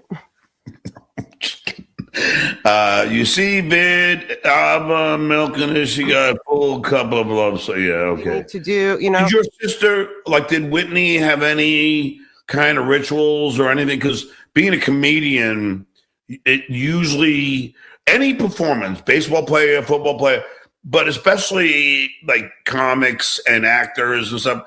They usually, there's always something. Big time comedian, folks. That's why he's asking this question, right? And HVAC, of course, he agrees, but I'm sure it gets harder and harder given that he does a show every day. Have you seen Tom Myers? He gets monetized and literally just asks for super chats. It's cringe. It upsets me so much because, you know, I'm very small time right now. I used to be big time on Periscope, and then Periscope fucked off and did whatever they wanted and took all my money. But now I'm stuck with YouTube, and you can't get over because there's so much noise. And you got people out here literally just grifting, and they get monetized because they went on Brennan's show a couple times. And it's like, bring me on, Brennan. What the fuck? Were you racist? Is that what it really is? Can't be racist, right? Because the brown skin, you just can't stand it. I know you like the sexy brown skin, so it can't be that. Bring me on, Stuttering John, bring me on immediately, or else you're racist. Especially you, Stuttering John, because I know you're hyper liberal, and you don't want to be called racist, right? There. I told them, HVAC. I'll be on tomorrow, I'm sure. So, due to recent events, I will not and cannot speak about my sister, period. The end at all for now. Oh, I wasn't trying to. Yes, No, I get it. But yeah, I can't answer that question. I was going to say about the Matt Mead guy, I definitely didn't expect to see them on like that guy, Tommy Jordan. Do you know who Tommy Jordan is? Shout out to Tommy Jordan. I think he's hilarious. Yeah, he's the asshole who came to my place in fucking Pennsylvania to harass me. He's a total spaz. I'm sorry, Tommy. Again, like, you're funny when you go to the events and you film everybody outside. Very useful. I like all that. It's good entertainment. But, you know, as far as like when you had Ashley and somebody on, maybe Kiki, I don't remember who it was, and they were like fighting and things, and then you just kept putting yourself on the screen. You kept putting Nasty Neil of all people on the screen, and Bubba and all these other fucking boring people. It's like, bro, nobody's here for this. You had gold and you kind of like soured it. I don't know how you sour gold, but he did. Wait, what happened? What are you talking about? He fucking drove all the way from the Bronx, Like he drove like 6 hours each way. And she's in the Dabbleverse and doesn't know this. What? What did she knows Tommy Jordan, but then doesn't know that he was going to all the Johns of the events. Really? To come there, put up and have a secret video camera on his shirt, and the only question he could say is "I'll wait," which is not even a question. I mean, he's a hack. I mean, if you're going to be stuttering John, do it right. What? I didn't know that happened. Oh yeah, and then he came to my gig at the Stress Factory in like a store bought, but like an acrylic old man mask, you know. And I didn't know anything about that. Oh, he's a creepazoid. Oh, yes, yeah, that's why I told you, Ashley, in the beginning. The first thing I said to you, and I've said it to your little sister Kate, I said, "This is not the place you want to be in." I mean, it's just not. It's says the guy that comes back all the time, right? Because he gets those sweet $2 to $5 super chats. Ooh, he loves them. It's hate. I can handle it. Like the sorcerer, who you probably he's a really good psychiatrist. Like he was like he said, well, John, you know, it'd be better for your mental health if you get out of this. But I'm like, no offense, Ashley, I personally could give a frog's fat ass when these assholes, you know, call me anything. It does not hurt me at all. I don't give a shit. was there a point that it did though? Because I thought that I was at that place before the last like 3 days, and then I was like, like I'm taking all this stuff personally again, and I promised myself never to do that again. But was that like a process for you? No, to not take the stuff personally, to not get.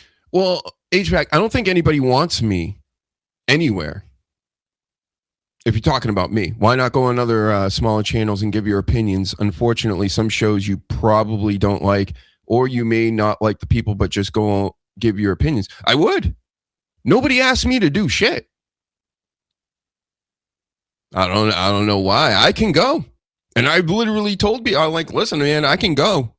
You know, and I know I will go on a show and I can respect their show.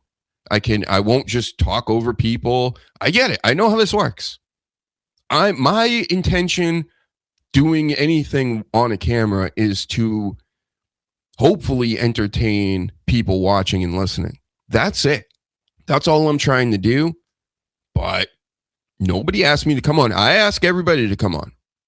Just about. And half of them ignore me. And randomly, it's very random, people like, sure, yeah, I'll do it. And I get it. You know, sometimes you don't have the time on the Saturday afternoon or Tuesday night or Thursday night or whatever, the times I'm going. But you could also just text back, no thanks.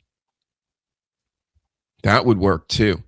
So people respect numbers, HVAC, in this day and age. I have Twitter numbers. They don't like the fact that I follow back everybody that follows me as well. Like that doesn't actually help me out, but I'm a real person. And I think that in that way, it helps me out for all the other real people to go, oh, wow, this is like a real guy. Like he'll actually, if you follow him, he'll follow you back. He'll actually be interested in what you're up to, right? If it's good, if I deem it good or interesting, then I'll be into it, right? But maybe I'm not wacky enough. So, sure. Have me on BYB and who else? I mean, there's the guy with the googly eyes and Lil Mir and who else?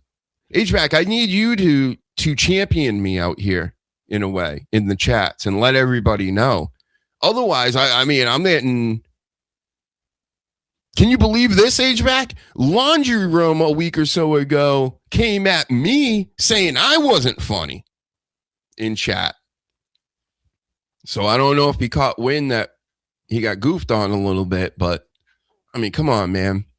Out of all the people in the chat, he's the one that's going to come out and tell me I'm not funny. Got it. Yep. You're the king. You're the best poor. All this stuff. Unbelievable shit. HVAC. I mean, this guy, he has to be fat. Has to be. Fat. First of all, you're either fat or you're autistic or you're both. So, just letting you know, nobody watches all these shows all day, every day, and writes the lamest shit in chat, and then tells Dr. Huge, who has a fucking show and does things without a filter, without puppets, except for the Hulkster here. Action figures. I'm not funny. I don't know what I'm doing. Got it.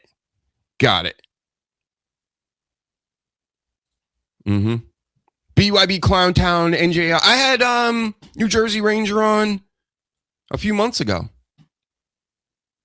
And I was letting him know, like, let me, this is my gateway, right?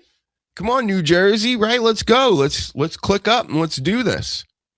And he's just like, he likes Flimsy. That's his boy. That's his co-host. And they only have the superstars on there, so understandable, Again, Dave Sarah, have me on. I'm not scared of you motherfuckers. What, are you going to say the N-word? Oh, no, I'm going to melt. I'm going to turn in the fucking Raiders of the Lost Ark, the Nazis. Oh, no. Words. I'm not scared of any of you fucking people. You guys could really use my expertise in all this, but whoever does it first is clearly a genius, Thank you, Coach. I am killing it. Always killing it. I'm killing it better than Stuttering John when he's alone. Way better. And I don't hit on anybody's wives or girlfriends in the process, which I hope everybody admires. Thank you. Get hurt by the mean things that people say? Well, I grew up in a very brutal area in Long Island where all we did was goof on each other and our moms since we were 10 years old. I mean, that's all we did. And then, and that extended to high school and then the Stern Show. I mean, it was just goofing and, and busting each other's balls. So I'm so used to it. So these fucking super chatters and people in the pores, like, they can't get to me. It's impossible. Yep. Shout out to Dave Sarah. Shut up, John. Shout out to Dave Sarah. He gave us a raid or something on YouTube. I have to figure out how all this works a little deeper because I would like to raid people. Maybe that's what I need to do. I have to be the initiator of contact out here with these jamokes. What does that even mean, jamoke? But I'm willing to do it because that's really when my channel started to get more subscribers is when I'm, fucking with other people. And then people go, oh, I didn't even know you existed. I get it. I'm not a superstar. I'm no Stuttering John, right? I wasn't on the Tonight Show in the professional football arm wrestling tournament host.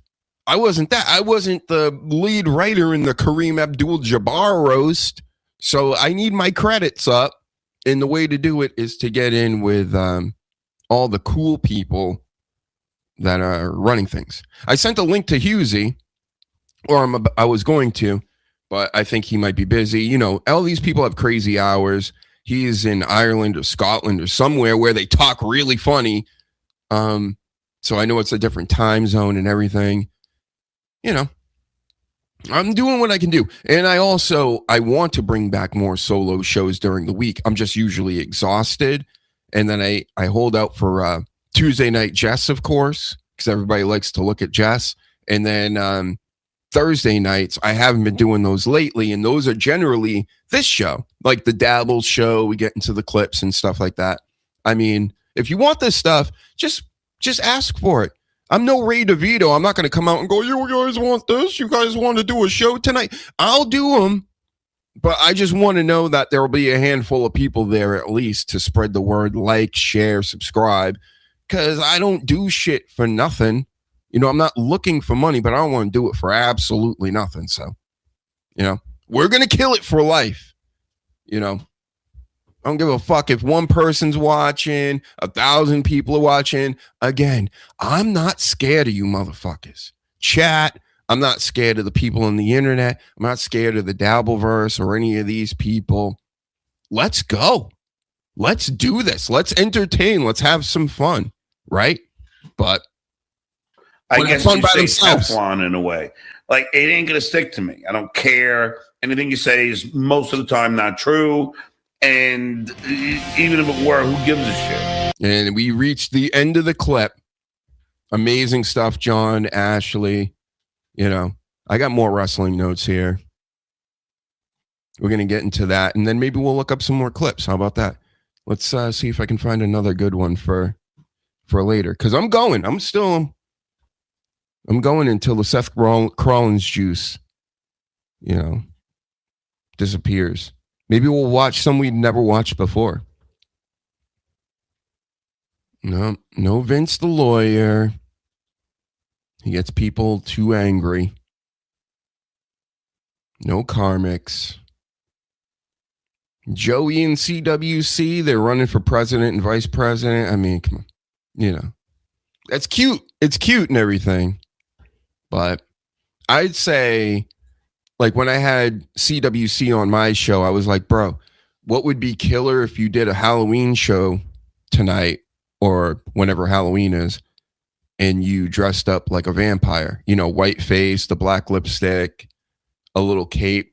And I'm like, that gimmick would cost you probably $10. And he's like, why would I do that? And I'm thinking to myself, why would you do that? Because it looks funny. I'm like, why am I explaining this? Right? Just do that and thank me later. Okay. So I don't know. I got to teach these people how to up their game.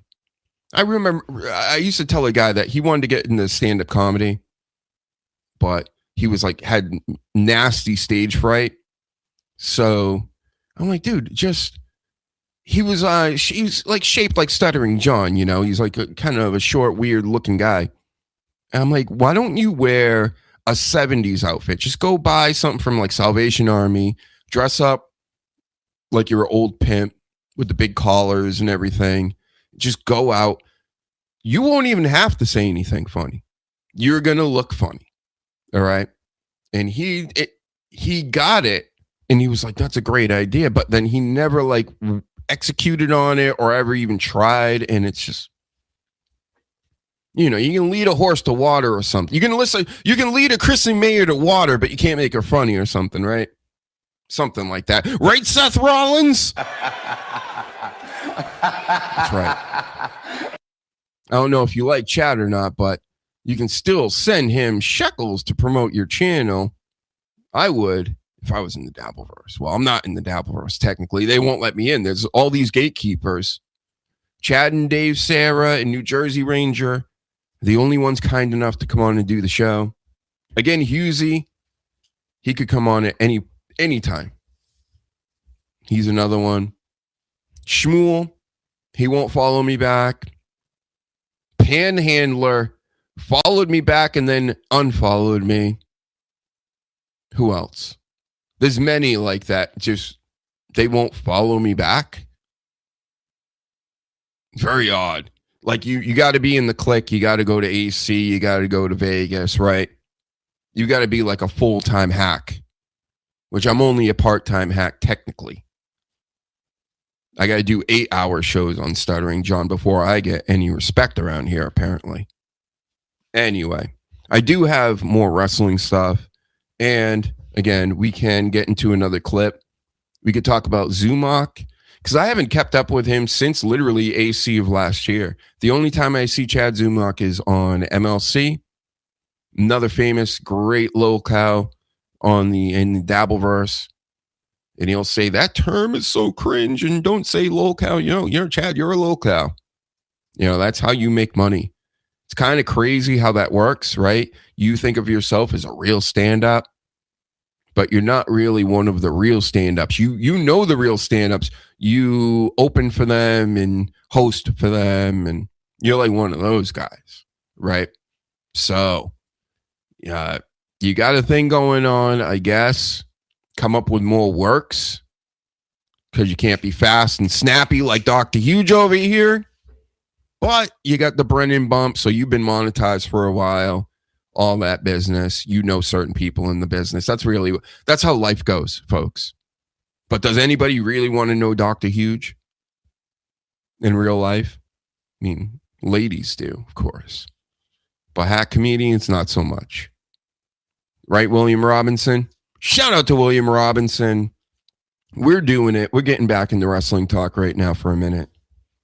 And then again, I have more clips. So we're going to do it in a moment. It's a threat. So. Oh, this is great news. So Ric Flair, right? Ric Flair's doing these cameos, and they're getting progressively worse. Where's my Ric Flairs at before I get into this? Woo! There he is. So Ric Flair doing the cameos, getting paid. I think in one video, he got paid $1,000 from a newlywed wife about her husband and to shout out her husband and blah, blah, blah. And he was all like, why are you getting married? Woo! You made the worst decision of your life. And he was wasted and he was like totally shit-faced. And it was, it warms my heart. I think that's some great stuff when Ric Flair still, after being on his deathbed, his death gurney, and making it out of the hospital, and he goes right back to the bar, planking and doing cameos and telling everybody the truth. The fuck are you getting married? You're getting married in the year 2026? What are you listening to Kevin Brennan and MLC and Vince the lawyer? You're not even married. Really? Have you seen the odds when you get into the married business? Does it works out for the guy all the time, right? It's just you need to do it and you need to have the kids so you can be miserable for the rest of your life, right? Well, congratulations. Good job, guys. You got your goal. You're miserable. Now you want everybody else to be miserable. Right. So, Ric Flair, shout out to you. Thank you for telling the truth because you were drunk on a cameo, but the people don't like it. You also called, what did you do? They were, quote unquote, he was blasted out of his mind doing these cameos.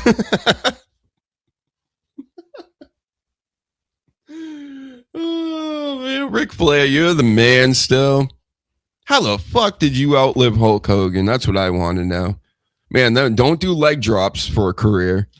You know, that will get you like 20 back surgeries and get you hooked on Oxycontin and things.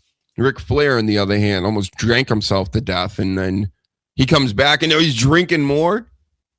Thank God you're Ric Flair and you had all that Ric Flair money, right? Woo!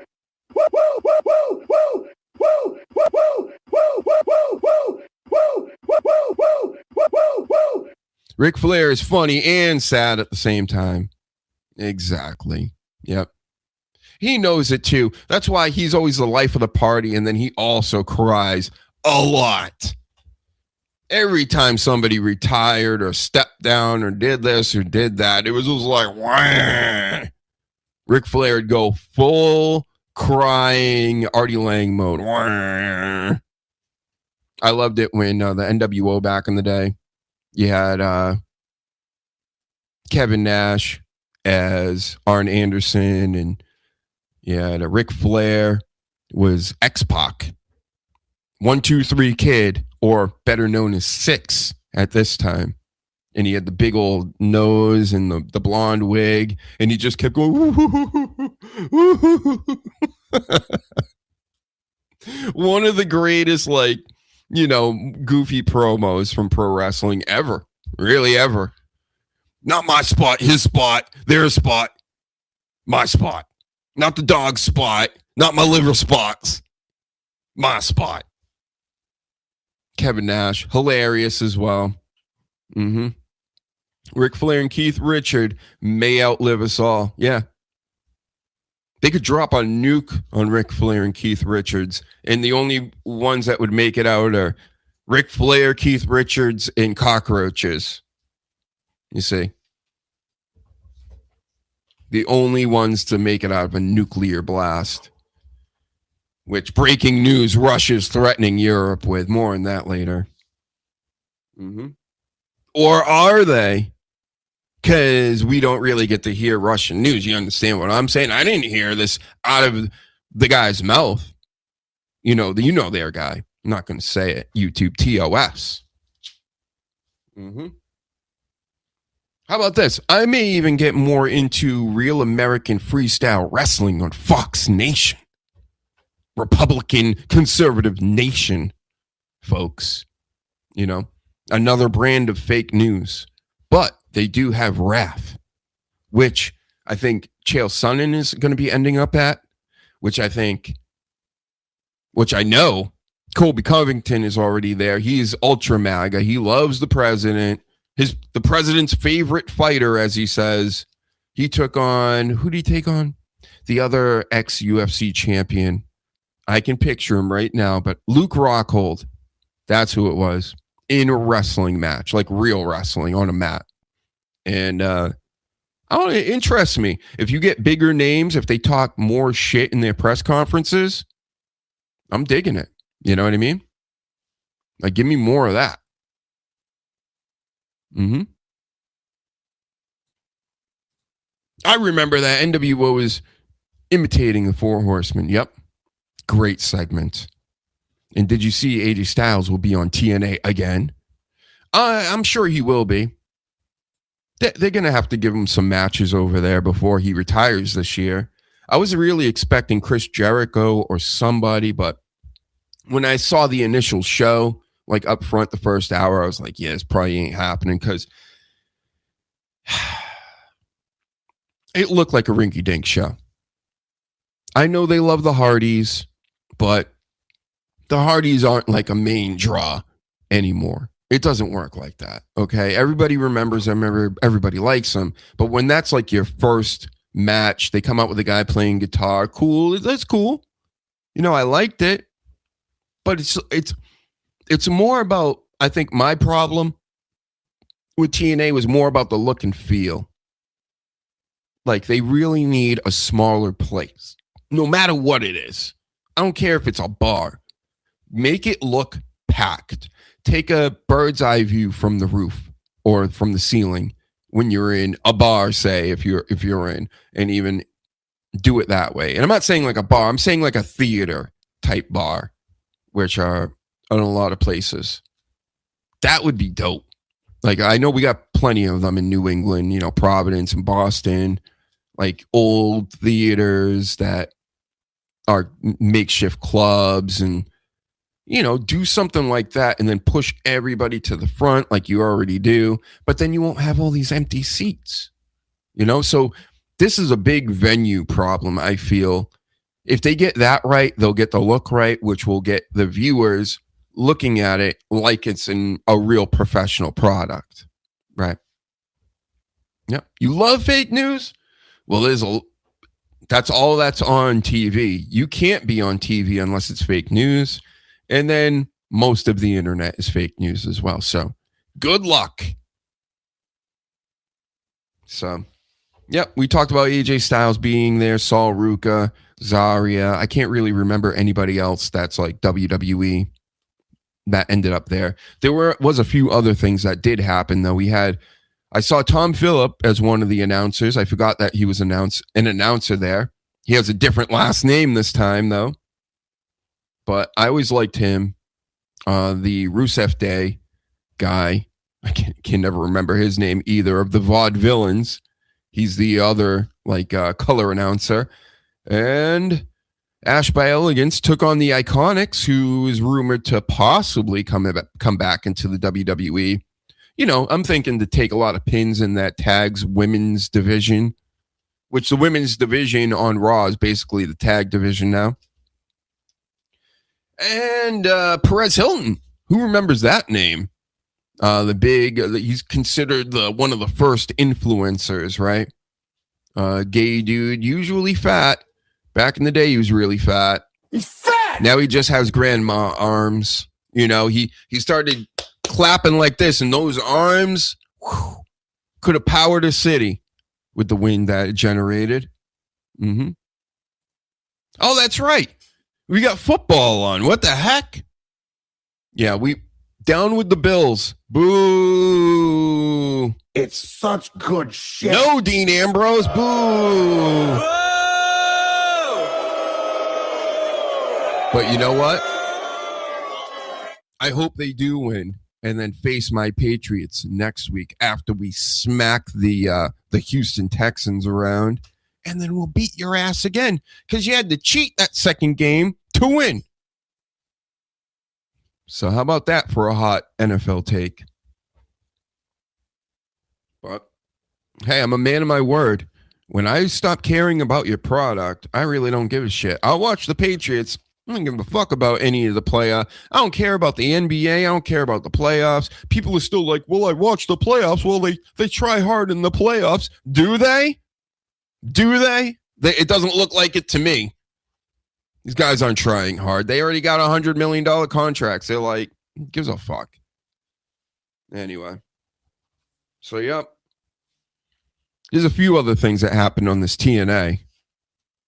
We had Fandango. Remember Fandango?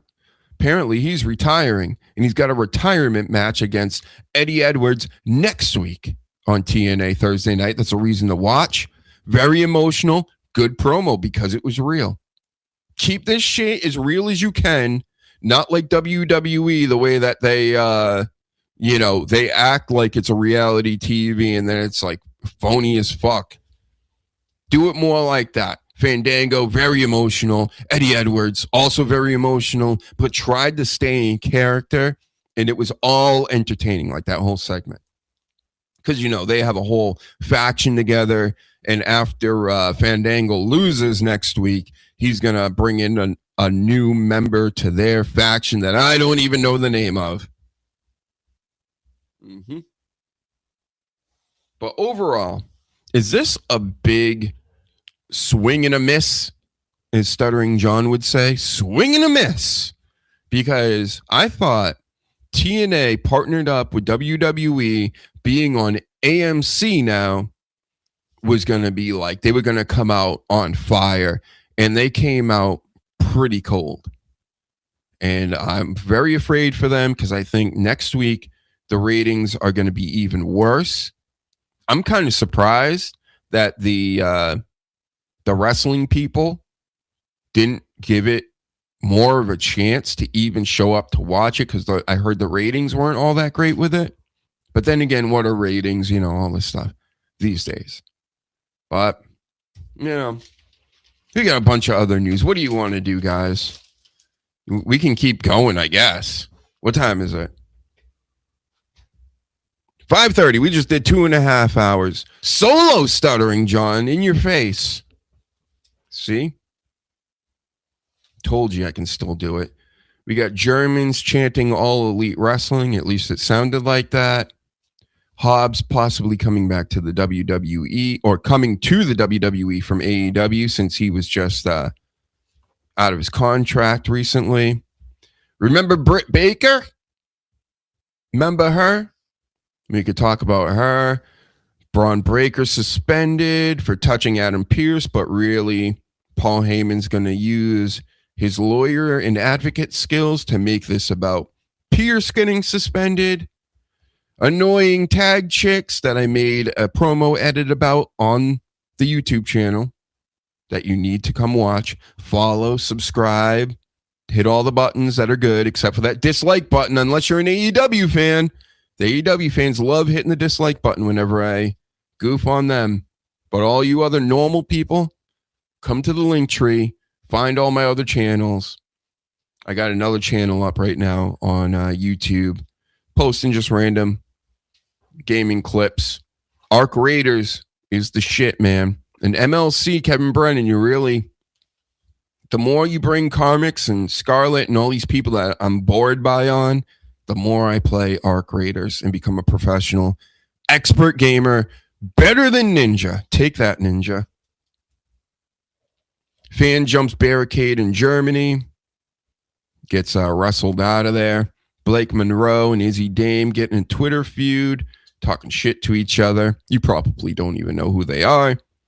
Finn Balor, face turn. He's been yeeting. We're yeeting now. Yeet, yeet, yeet, yeet, yeet. And then Gunther taps to AJ, but wins the fight. Cody supposedly has a character shift coming, which they've been talking about for months and months and months.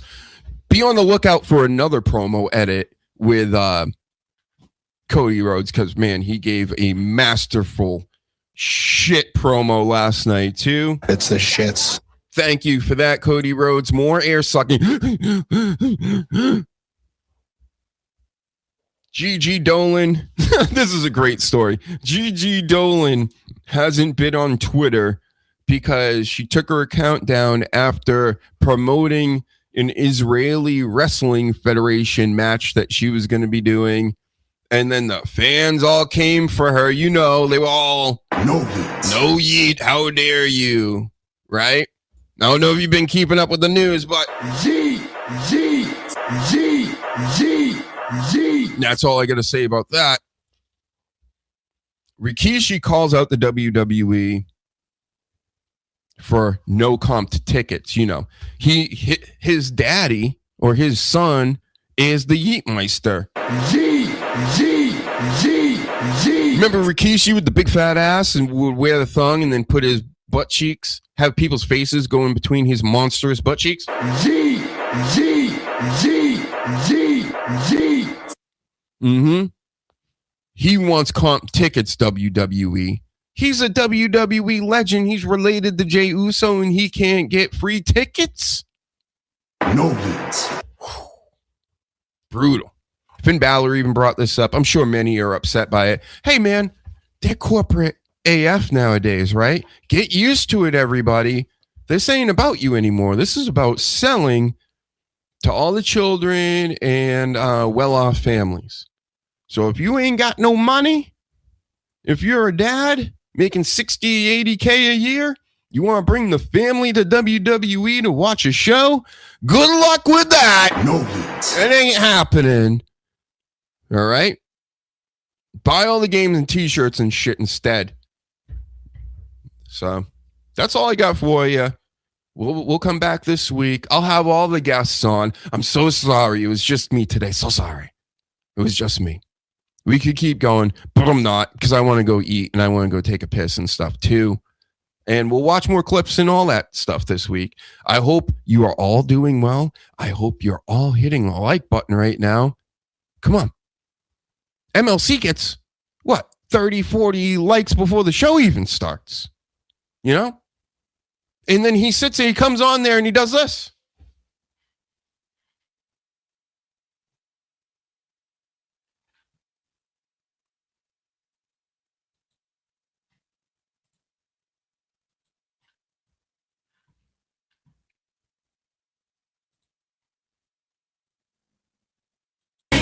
I like Chad. I've always liked Chad, dude. He's fucking comes out to the shows in Florida. I've worked with him before. Nice enough, dude. You know what I'm saying? But once again, dude, it becomes that like, the headache is not worth it. The advice. Same thing with Chad. I'm like, dude, Chad.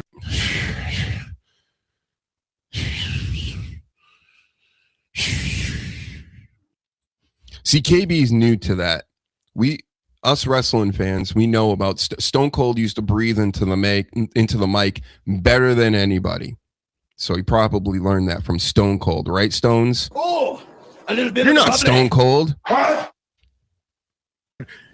are you making this your identity? You're a fucking funny comic. You've been doing this for a long time.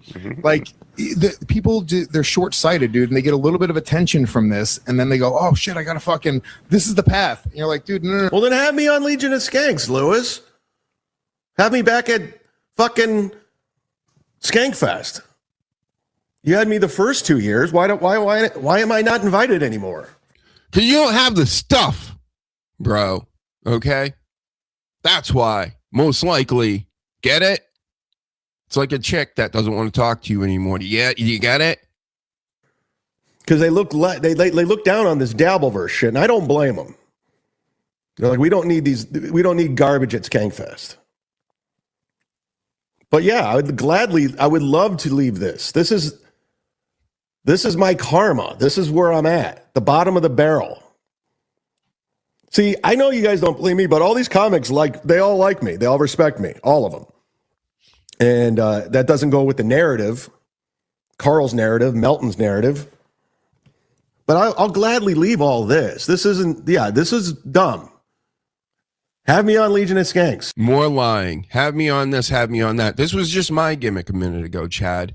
But it wasn't because I was on shows and then I sucked and they didn't want me back. My problem is they won't have me on to begin with because I think I might be too awesome. You know, Mike the Miz style. There, I'm asking. I used to hate asking. That's why I fizzled out in Hollywood. I hated asking for favors. I hated... Do you think that's he doesn't mind calling all these guys in the middle of his show? You're right, Godfrey, and I know Jim Florentine. I shouldn't even know that he knows all these people, right? But he talks about them so much. I know that he's tied in with them, but it's almost like they give him like charity, you know? And that's not a good look either. I'm not looking for charity. I could give a fuck. Again, I've been disenfranchised. I've been doing everything by myself since birth, okay? Been raised by wolves out in the middle of the woods. Can I do your show? I hated it. I hate it now. Send me a lifeline. Do what Shane Gillis is doing. Shane Gillis is having all his buddies that brought like Rich Voss, Soder, Big J open for him. Then he pays them handsomely. I would love that. I would love that. Why won't Marcelo Hernandez have me open for him?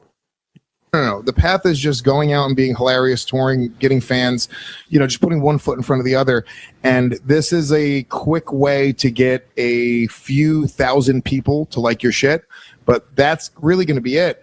You're not going to grow much out of it if it's your entire identity. I'm not even saying that you can't grow. Like if sometimes you're chiming in on this stuff and you're like, I know Big J watches and once in a while he'll talk about it. And Big J's got an incredible career. If that was Big J's identity, he wouldn't be doing anything. You look crazy. You know he would look like a lunatic. This guy, yeah. Especially if you're unless you're Stuttering John, Shuley, Kevin Brennan, right? Are these guys scoffing at what, like $600 to $1,000+ a night? Is this something to scoff at? Because why? Because Kevin Brennan doesn't do actual stand-up anymore. Some of these guys aren't actually like going out there. In Chad's case, I think he's having a rough time trying to get gigs and everything else too, which this would help with that, right? Like everybody is just like out of their minds where they're trying to, it's all ego based. I'm not really a big ego guy like that. Like it is what it is. Like everything is what it is. I have 350 something subscribers right now. It's the fucking shits. It is what it is. It's the shits. Right? But I've only been back for a year after taking 5 years off, which is basically starting over again from zero. That's what it is. All right. So I'm doing this. Chad's doing that. These guys are doing what they're doing, right? But there's levels, right? And we all see the levels, but you don't have to act like there aren't levels, okay? And sure, people on level 0 could be better than the people on level 10, right? But you just haven't been out there in front of the people enough and haven't been seen enough. And that's why you need other people to network with and connect with, because then some of their people might like you, some of your people might like them, blah, blah, blah. You work off that and all this stuff. I've never cared about any of this. But I think that's the reason why I'm the inviter and not the invitee. But again, I'm not begging for shit. It's just like, hey, if you like to bounce off somebody and it makes it easier for you to do your show, who's better to do it with than me? I can do this by myself. I don't even need anybody else stuttering John, right? So that's my point. That's how I look at this. And that's why I consider certain people, even if they're more well-known than me, they're beneath me. And I know this. It's my truth. Right, stutterer? That for like 20 years, and then you're like, well, now this is my identity. I'm like, you're essentially admitting this is hurting that it didn't work out. You know, the A plan, no offense to Chad or to Kevin or to Gino or to any. This hurts. And some of these people are I consider Gino a friend. Gino helped me out a lot in my career very early on. But like, it's like you're kind of admitting that the A plan was never to be talking shit about Stuttering John on a live stream. That was when you started comedy. The first time you went to an open mic, you're like, dude. All right, Lewis, calm down for a second. The again, when it comes to like with a Lewis, if you know about comedy, you know about generally a lot of these people. But I get that this is like podcast lower level, that we're not talking Kevin Hart, fucking Eddie Murphy and shit like that. But these guys are the guys that are grinding on the circuits and things like that. That's again, it's like professional wrestling back in the day. And there are struggles going on. And it's always funny to me, all right? No pun intended, that some comedians that are the complete shits get the good work, but it's because of their agents and their managers and their connections, and not, again, it's about the networking. It's like, you got to know people, you got to be in the clubs and the cliques and all this. And I'm very much like a lone wolf. I do not like really working with anybody in a way. I like my people, you know, I like the sleaze. I like the jazz side. I like Danny. I like Reezy and the people I have on my show. I know what to expect. I know what they're about. And I know that they can do it, you know, but these guys, they're more trying to just connect with famous people. And that's cringy to me. That's why I don't try to do it. Again, in a way like where Chad's like, I don't like asking for stuff. I don't like asking for stuff either. But also you got to have something to offer and something to deliver other than the Z-Man, right? Other than we're doing it, right? These are your hooks and your lines and things. And it's just, bro, I don't know. I'm not saying I've been on a stand-up comedian stage or anything, but it's just, what the fuck? You know what I mean, everybody? I don't know where I'm going with this, but I think you kind of grasp what I'm saying. Let's let him finish what he's saying, because it's really hurting Chad's feelings. One day I could fucking just have 800 people watching me shit on fucking Stuttering John on a stream. That's insane. That's not the plan. The plan was to get fucking famous and tour and fucking It didn't work out, Lewis. It didn't work out for me. Yes, the A plan fizzled away. Are you happy? I admit it. The A plan didn't work out. Patton Oswalt ruined my life. He stuck it to me. Patton Oswalt's fault. I was going for it. Fuck yeah. I moved back out to Los Angeles. I was on Punch Drunk. I was getting spots at the Hollywood Improv. You know what? I don't even care anymore, to be honest. It's just, I wanted to hear from Lewis there. Kind of like setting the record straight with certain things. It's because he's kind of involved in this now, and he's got the skanks and he's got the this and that. Again, this is inside baseball for a lot of people. Anyway, I'll be back Tuesday night. Again, I may even do some Monday night shows. I may do some Thursday night shows for TNA. We'll talk a little wrestling. We'll talk a little dabbling and everything else.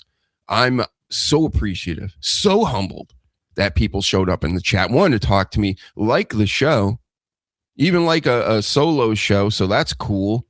And go check me out on Arc Raiders. I'm going to be probably playing later tonight on Kick. I could be back on Twitch, but Twitch doesn't give me new people. They have their own people, and I'm an affiliate there. People actually give me money through Twitch, but they don't really send any people my way. So they're only sending people. They're sending people my way through Kick on Arc Raiders. So let's go shoot the shit there later. Also, check out the link tree once again. Triple H wants you to do it. I'm all over the place. I've been posting on all social medias, hooking up with everybody. I'm being very social. That's what we need to do now, right? You can't just create stuff and have people interact with it. I have to get into your life. I'm in your life now. So if you want me in your life even more, get in my life over here. And I think that pretty much does it. We said it all. We did it all. We're killing it. We're doing it. Follow here on YouTube. We have Dr. Huge 9, the other YouTube channel. That's a way you can find it easily. Dr. Huge 9. Hit the buttons. Go over there. Come here. do this, do that, hit the buttons, right? Let's fucking go. We're killing it, Paladin. We're doing it. Right? Chad Zumach, we're doing it. Anyway, we had a heck of a one today. Thanks to you guys in the chat. Thanks to everybody listening and watching in the future. Apple Podcasts, SoundCloud, on YouTube here. Hit the buttons. We'll talk to you very shortly and soon. Have a great rest of your evening. Go anybody but the Bills. Bye-bye.